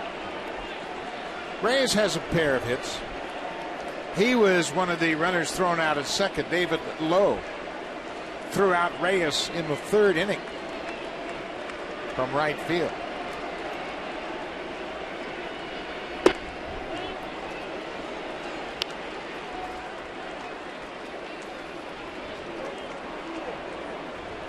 Royals bullpen starting to work. Aaron Crow is the right-hander. Will Smith, the left-hander, just going back to get a drink of water. Ball on the strike. A good split finger pitch from Herrera, and Reyes is in the hole. That ball just disappears straight down. Throws it about 8 or 9. Actually a circle change right there. You can see the movement of the ball just sinks straight down. Takes about 10 miles an hour off the pitch, and Reyes way out in front. Little looper in center field. Bonifacio can't make the catch. Kawasaki had to hold his ground to make sure it was safely down. Reyes has his 3rd hit.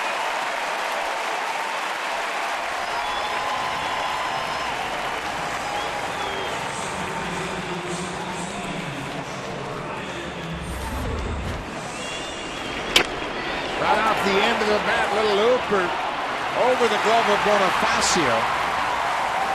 He extends his glove, can't make the play on it. Kawasaki had to make sure the ball was safely on the ground before he advances. Excellent base running right there by Molinari. So Herrera will turn things over to Will Smith, the big left-hander, who will come in to face Ryan Goins when we come back.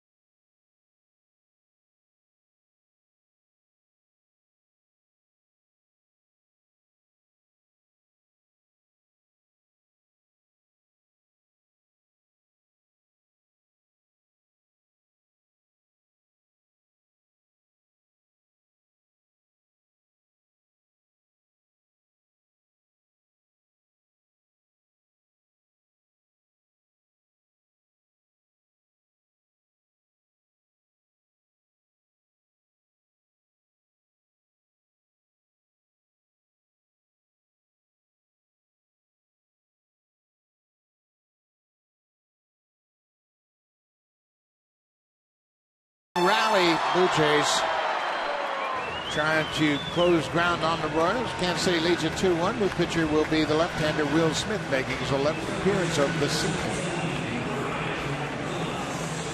Smith is now 24 years old. He was drafted and signed with the Angels in 2008 as a 7th-round pick.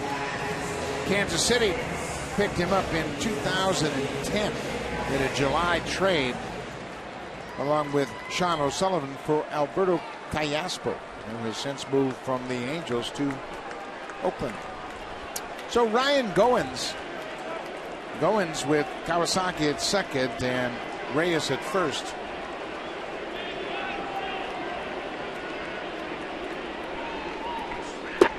Breaking ball for a strike. Smith has a very good slider, and that's his bread and butter pitch. He's in here trying to get this left-handed hitter. Yeah, he's in there basically for this at-bat and this out. The lefty Goins.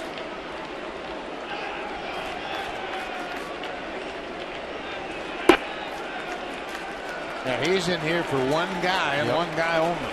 Got the right-hander working in the pen right now, and more than likely Ned Yost will bring him in to face Edwin Encarnacion, who's on the on-deck circle.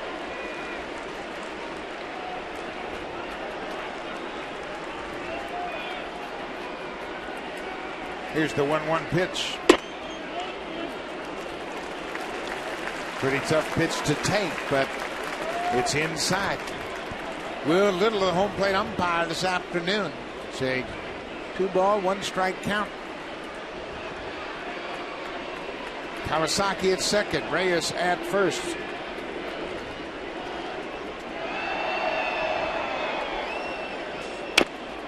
Slider tapped foul.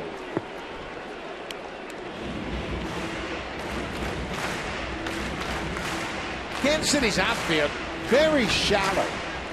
Gordon, Dyson, and David Lowe, and they haven't seen Ryan Goins enough to really get a read on him. And Goins has got enough power to hit over their head.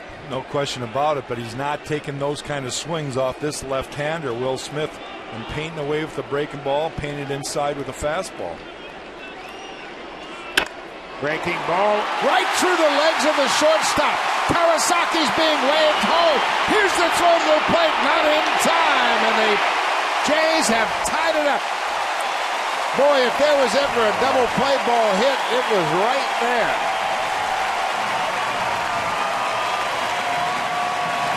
Will Smith got exactly what he was looking for. A sharp grounder right to the shortstop, and it went right through Escobar for the air. Well, the Blue Jays catching a break right there. Kawasaki doing a good job. Louis Rivera just waving him in. Perez just saying, no way, we got no chance at that one.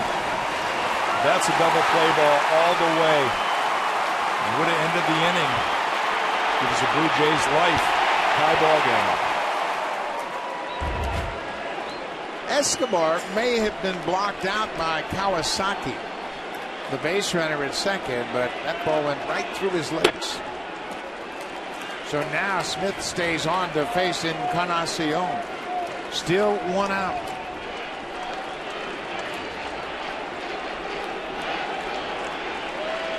Two ball game.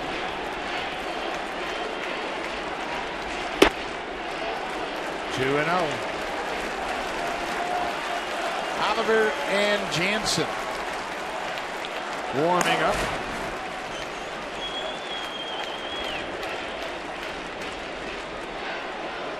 '99 ribbies for the season.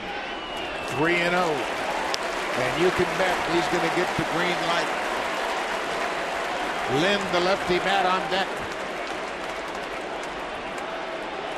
Oliver comes in the game if the Jays remain tied. If they go ahead, it'll be up to Casey Jansen. There's a strike run on the outside corner. Edwin with 2 hits today, including his 1,000th career hit in the 4th.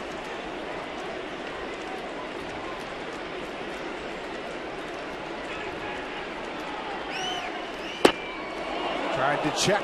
Peel down to first, and Gary Darling, the crew chief, said he went around.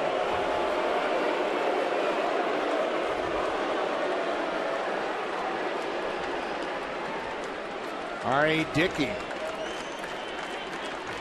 battled and battled, and his team has tied it up here in the 8th.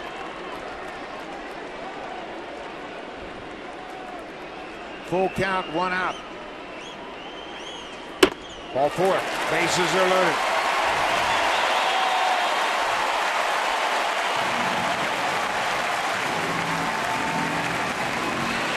So Lynn will give way to the pinch hitter, Mark DeRosa. You could see the bullpen with Aaron Crow ready down in the right field area. DeRosa announced as the pinch hitter. That's Aaron Crow who is ready. Doug Henry, the bullpen coach. And Yost wants to find out if DeRosa's been announced into the game. Yes, he is, so he will make a pitching change. DeRosa will pinch hit for Lynn. And there's the call for Aaron Crow, the right-hander. The Blue Jays have tied it. A big air committed by the shortstop. It's 2-2. When we come back, Aaron Crow to face Mark DeRosa.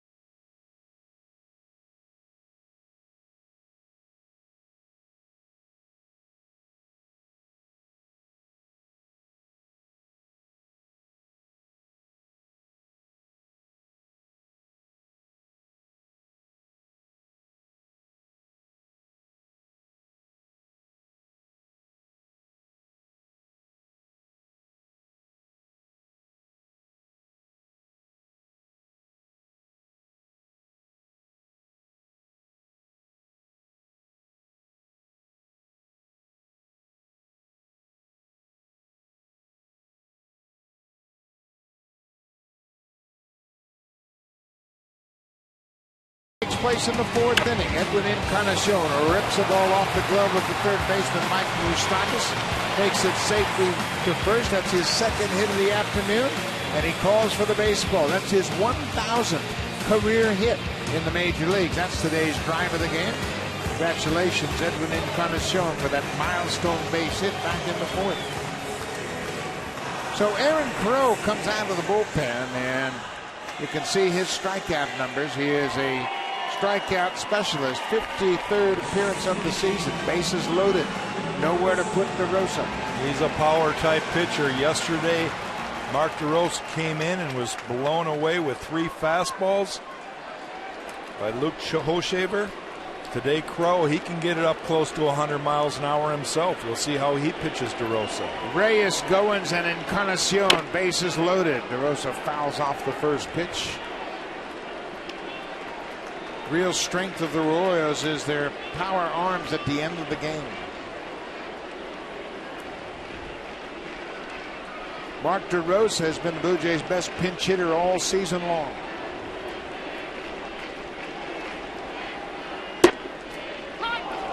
Breaking ball, 0-2.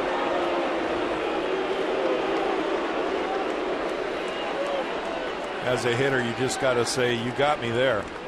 I'm looking heater. And you're going to paint like that, you got me. DeRosa with 5 career grand slams. Crow strikes him out on 3 pitches. 3 perfect pitches. 2 fastballs, 2 breaking balls, and a fastball, and that's the second out of the inning. Absolutely huge out for the Royals. Jays down to the last opportunity now with runners in scoring position. A run would put them ahead and bring in the closer, Casey Janssen, to try to shut out the ninth. Brett Laurie, 0 for 3 so far this afternoon.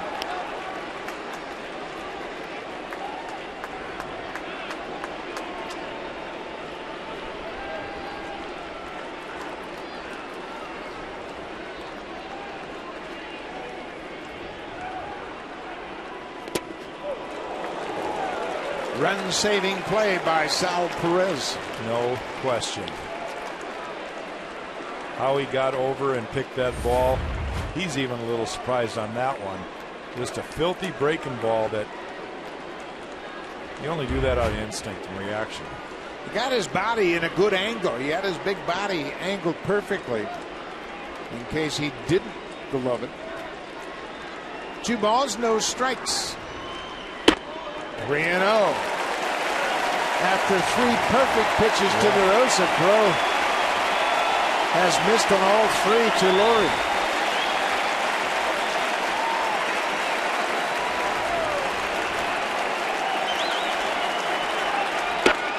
Ball 4. The Blue Jays will take the lead. And that gives R.A. Dickey the go-ahead run. He is now the pitcher of record to win this game. Nobody happier than he himself. Ned Yost bullpen, which has been a strength. Ball 4.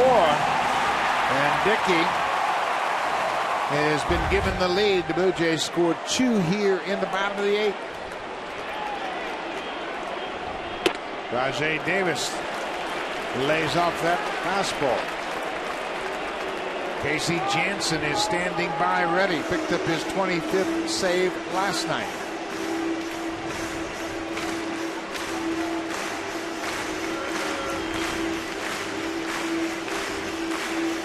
A big error in this inning has contributed to the Blue Jays rally.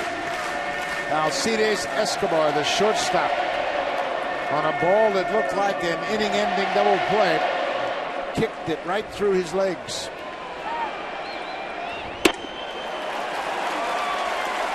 And now Crow having trouble locating home plate. Dave Island, the pitching coach, out quickly to help his reliever. Boy, isn't it interesting how quickly the inning turned around? He makes 3 perfect pitches to Mark DeRosa and strikes him out, and then can't find the plate and walks Laurie on 4 straight.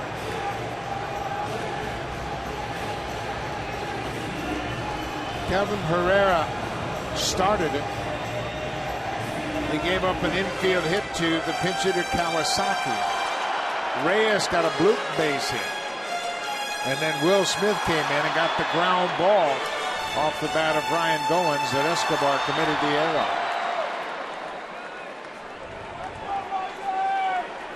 2 outs. The bases remained loaded. A run in. 2 runs in to give the Blue Jays a 3-2 lead. 3-0.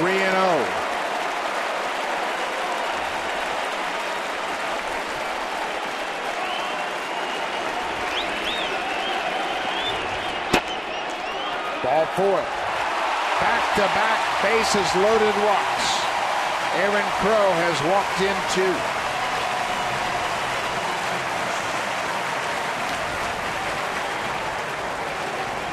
Ed Yost not happy with the strike zone. 8 straight balls thrown by Aaron Crow. Will Little, the home plate umpire. And Yost has called for Tim Collins, the left-hander.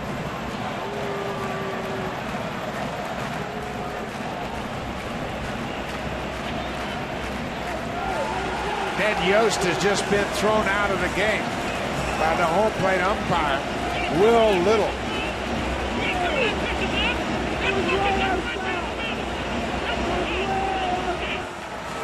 And now Yost is going to air out his complaints to the home plate umpire. He was on the mound when he was ejected from this game. Well, Will Little made a call that Ned Yost argued late in the game yesterday. It was apparent that Little missed it big time. It was on that play that Bonifacio was called out on. So this really all started yesterday. You're not allowed to argue balls and strikes. He's chirping right there at Will Little, and that's the end of it for him. Now, Yost wasn't pleased with the call last night on Bonifacio that came in the 8th inning when Little was at first base. Back-to-back bases loaded walks here in the 8th, and the Blue Jays have taken a 4-2 lead.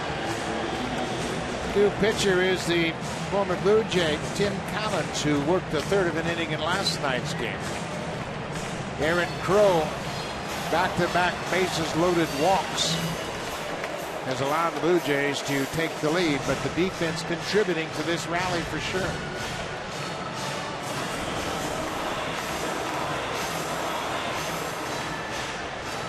Tim Collins into the game.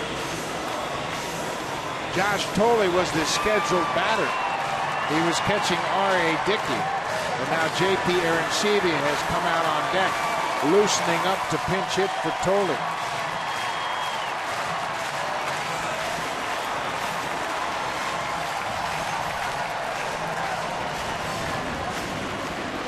The Blue Jays have used 3 pinch hitters this inning.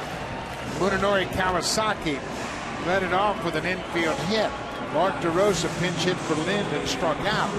And now J.P. Arancibia will bat for Josh Tolley.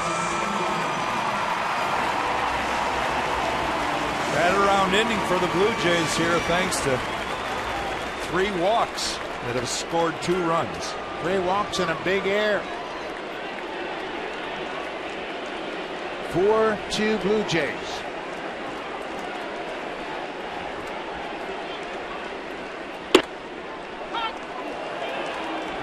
First pitch strike.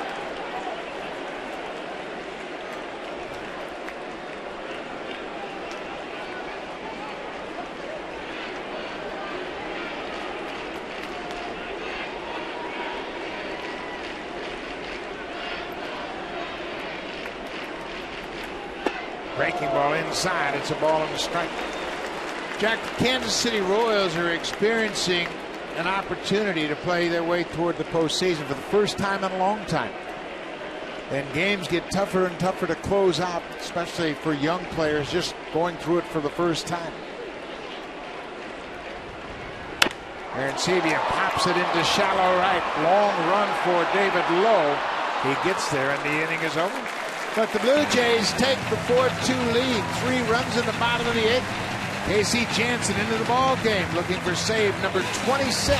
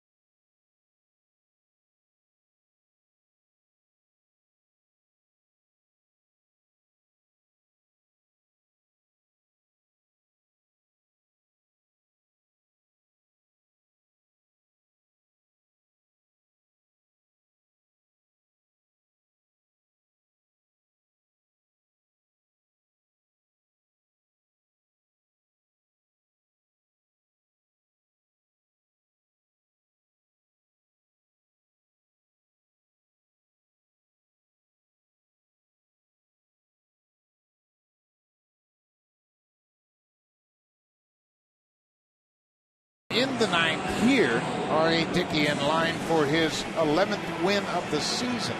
Casey Janssen coming into the ball game, his 48th appearance, looking for his 26th save of the season. JP Arancibia takes over behind the plate. He pinch hit for Josh Tolley. Kevin Pillar has come in to play defense in left field, and with that, Rajay Davis moves from left to right. Moises Sierra is out of the game. Jansen delivers a first pitch strike to David Lowe. Jansen gave up a couple of singles in his save effort in the ninth in last night's game.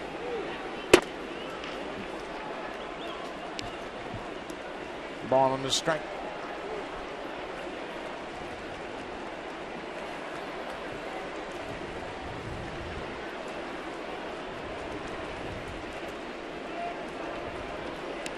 That hit him. It's the last thing Jansen wanted to do. He hit the leadoff man, and Lowe will go to first. Now for a preview of what's coming up on Connected, here's Barry Davis.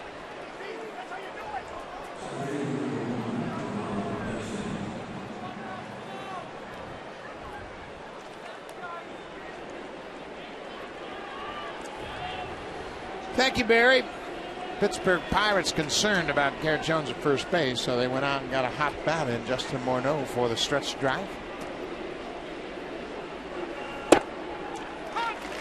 Gerard Dyson, the center fielder. It's funny how the world of baseball is. Garrett Jones used to be a guy that was plugged up in the minor leagues because as a Twins minor leaguer, there was a guy named Justin Morneau playing first base, and now because he gets hurt in Pittsburgh, Morneau comes over to replace him. Come on and missed. It's 0-2.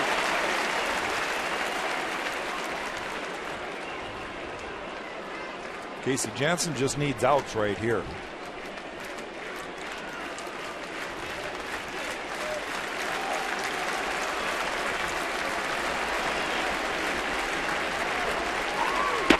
Way outside.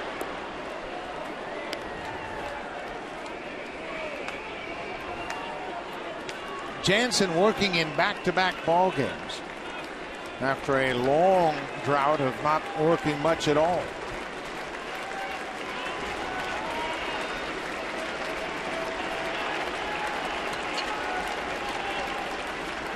One and two. Outside.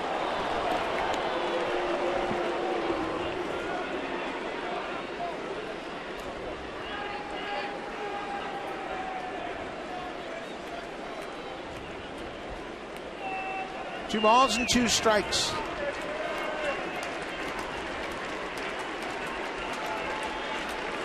Come on and missed. Dyson's down on strikes. R.A. Dickey in line for the win. 8 strong innings by Dickey this afternoon. He gives up 2 runs on 7 hits. Walked a pair. Struck out 6 and threw 100 pitches. His ERA down to 4.30. In line for the win. Casey Janssen doing the right thing with Gerard Dyson there. Gets behind in the count and throws him fastballs. You want this guy to hit his way on. He challenged him right there with a fastball and was able to strike him out. 1 down. So the pinch hitter will be George Kataris. He pinched hit in last night's game in the 9th inning. Also for Escobar, lined out to the center fielder. Hit the ball hard. Kataris from Scarborough, Ontario. A chance to catch up with his family and friends on his return to Toronto.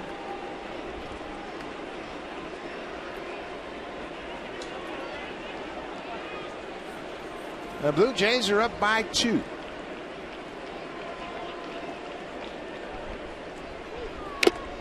Fouled into the glove of Arancibia.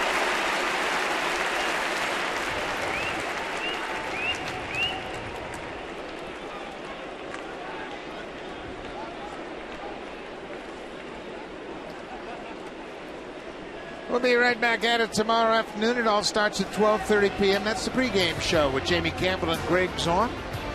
It'll be James Shields for the Royals against Jay Happ for the Blue Jays. Shields at 9-8 with a 3.14 ERA in his first season with Kansas City. Jay Happ 3-4 on the season. Ball and a strike to George Kataris.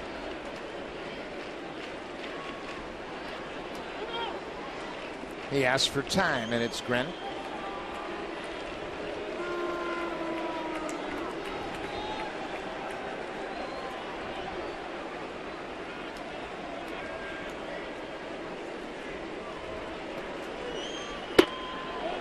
Upstairs, just missed.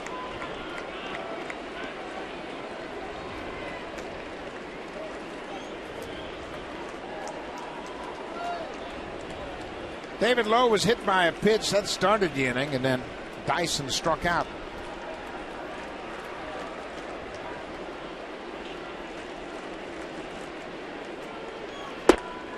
Outside, it's 3-1. Top of the order, Alex Gordon stands on deck. Yeah, this is the guy that Casey Janssen needs to get. You do not want to bring the go-ahead run to the plate. He's got to come back here and get Kataris.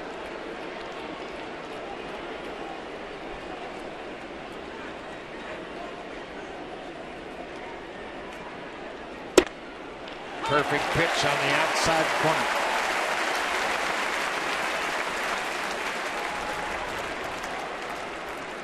It's only the second time that Casey Janssen has worked in back-to-back games since the 12th and 13th of August. After a long drought of inactivity. Ripped past Encarnacion into right field. Lowe initially stopped. He was looking at the third base coach and almost came to a complete stop at second, but then moves over to third. Kataris delivers the pinch hit single. Kataris is out of the game in favor of the pinch runner, Chris Getz. So Kataris delivers a sharp single to right. Ball just under the glove of a diving Edwin Encarnacion. Gets past him. You can see right there, Lowe just kind of hesitant for whatever reason. Not running all the way through the bag. It gets there easily anyway. Getz comes in to run for Kataris. Pete Walker to talk to Jansen and Aaron Seavey about where they are in the lineup, of course. Alex Gordon. Alex Gordon made the last out of last night's game. Hit a ball sharply to the left of the second baseman, Ryan Goins, who made a nice sliding catch and threw him out to end the game. So the plan has been delivered. Jansen talking things over with Aaron Seavey and Walker. Now Aaron Loop, the lefty, begins to loosen up. Well, Alex Gordon does have some power. He's got 15 home runs coming into today's game.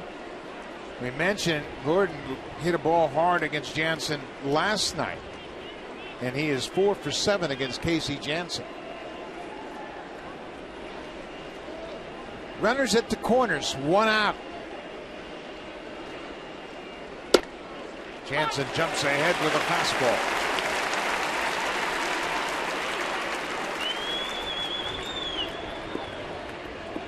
Gets at first base. He is 13 for 15 in steal attempts.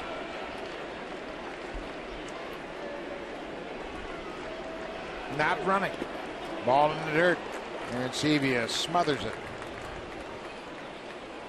Of course, that extra 90 feet is crucial now. First, you want to keep the double play in order, but secondly, you want to keep that potential tying run off second.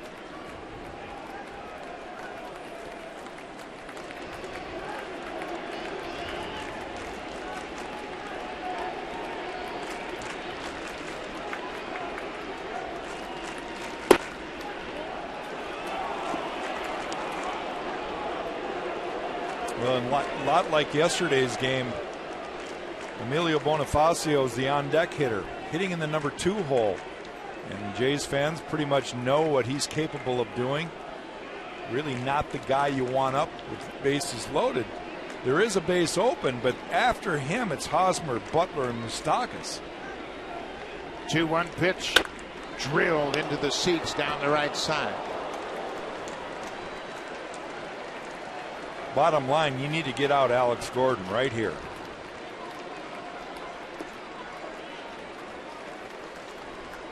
Jansen has thrown 18 pitches now.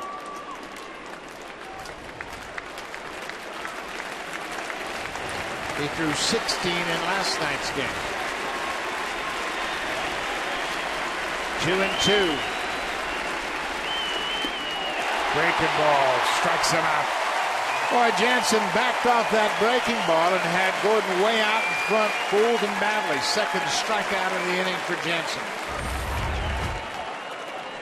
Okay, so just understanding that Gordon is trying so hard to tie this game up, and he expands the strike zone, being over anxious. Casey takes a little off his breaking ball and keeps it down in the dirt. 2 outs.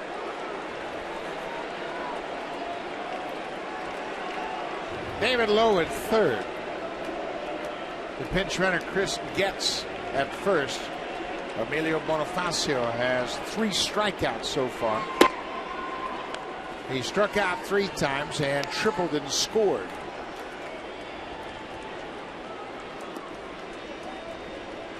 The Royals have scored 2 runs on 8 hits. The Blue Jays have scored 4 runs on 10 hits.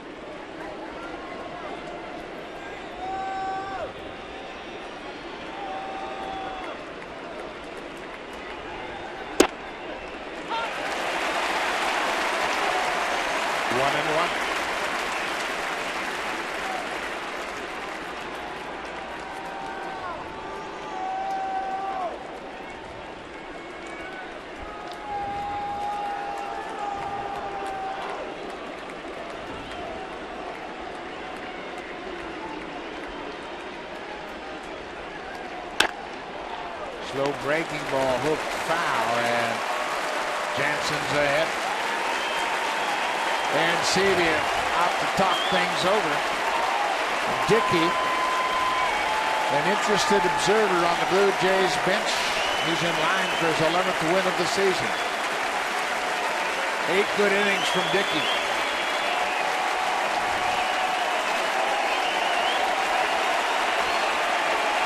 And the crowd on their feet here at Rogers Center, anticipating that final pitch.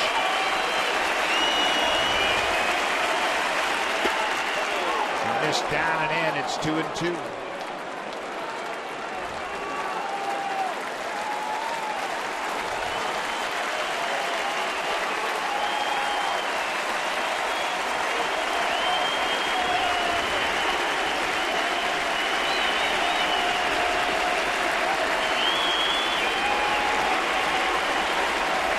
There goes the runner up and away. The throw to second is in time.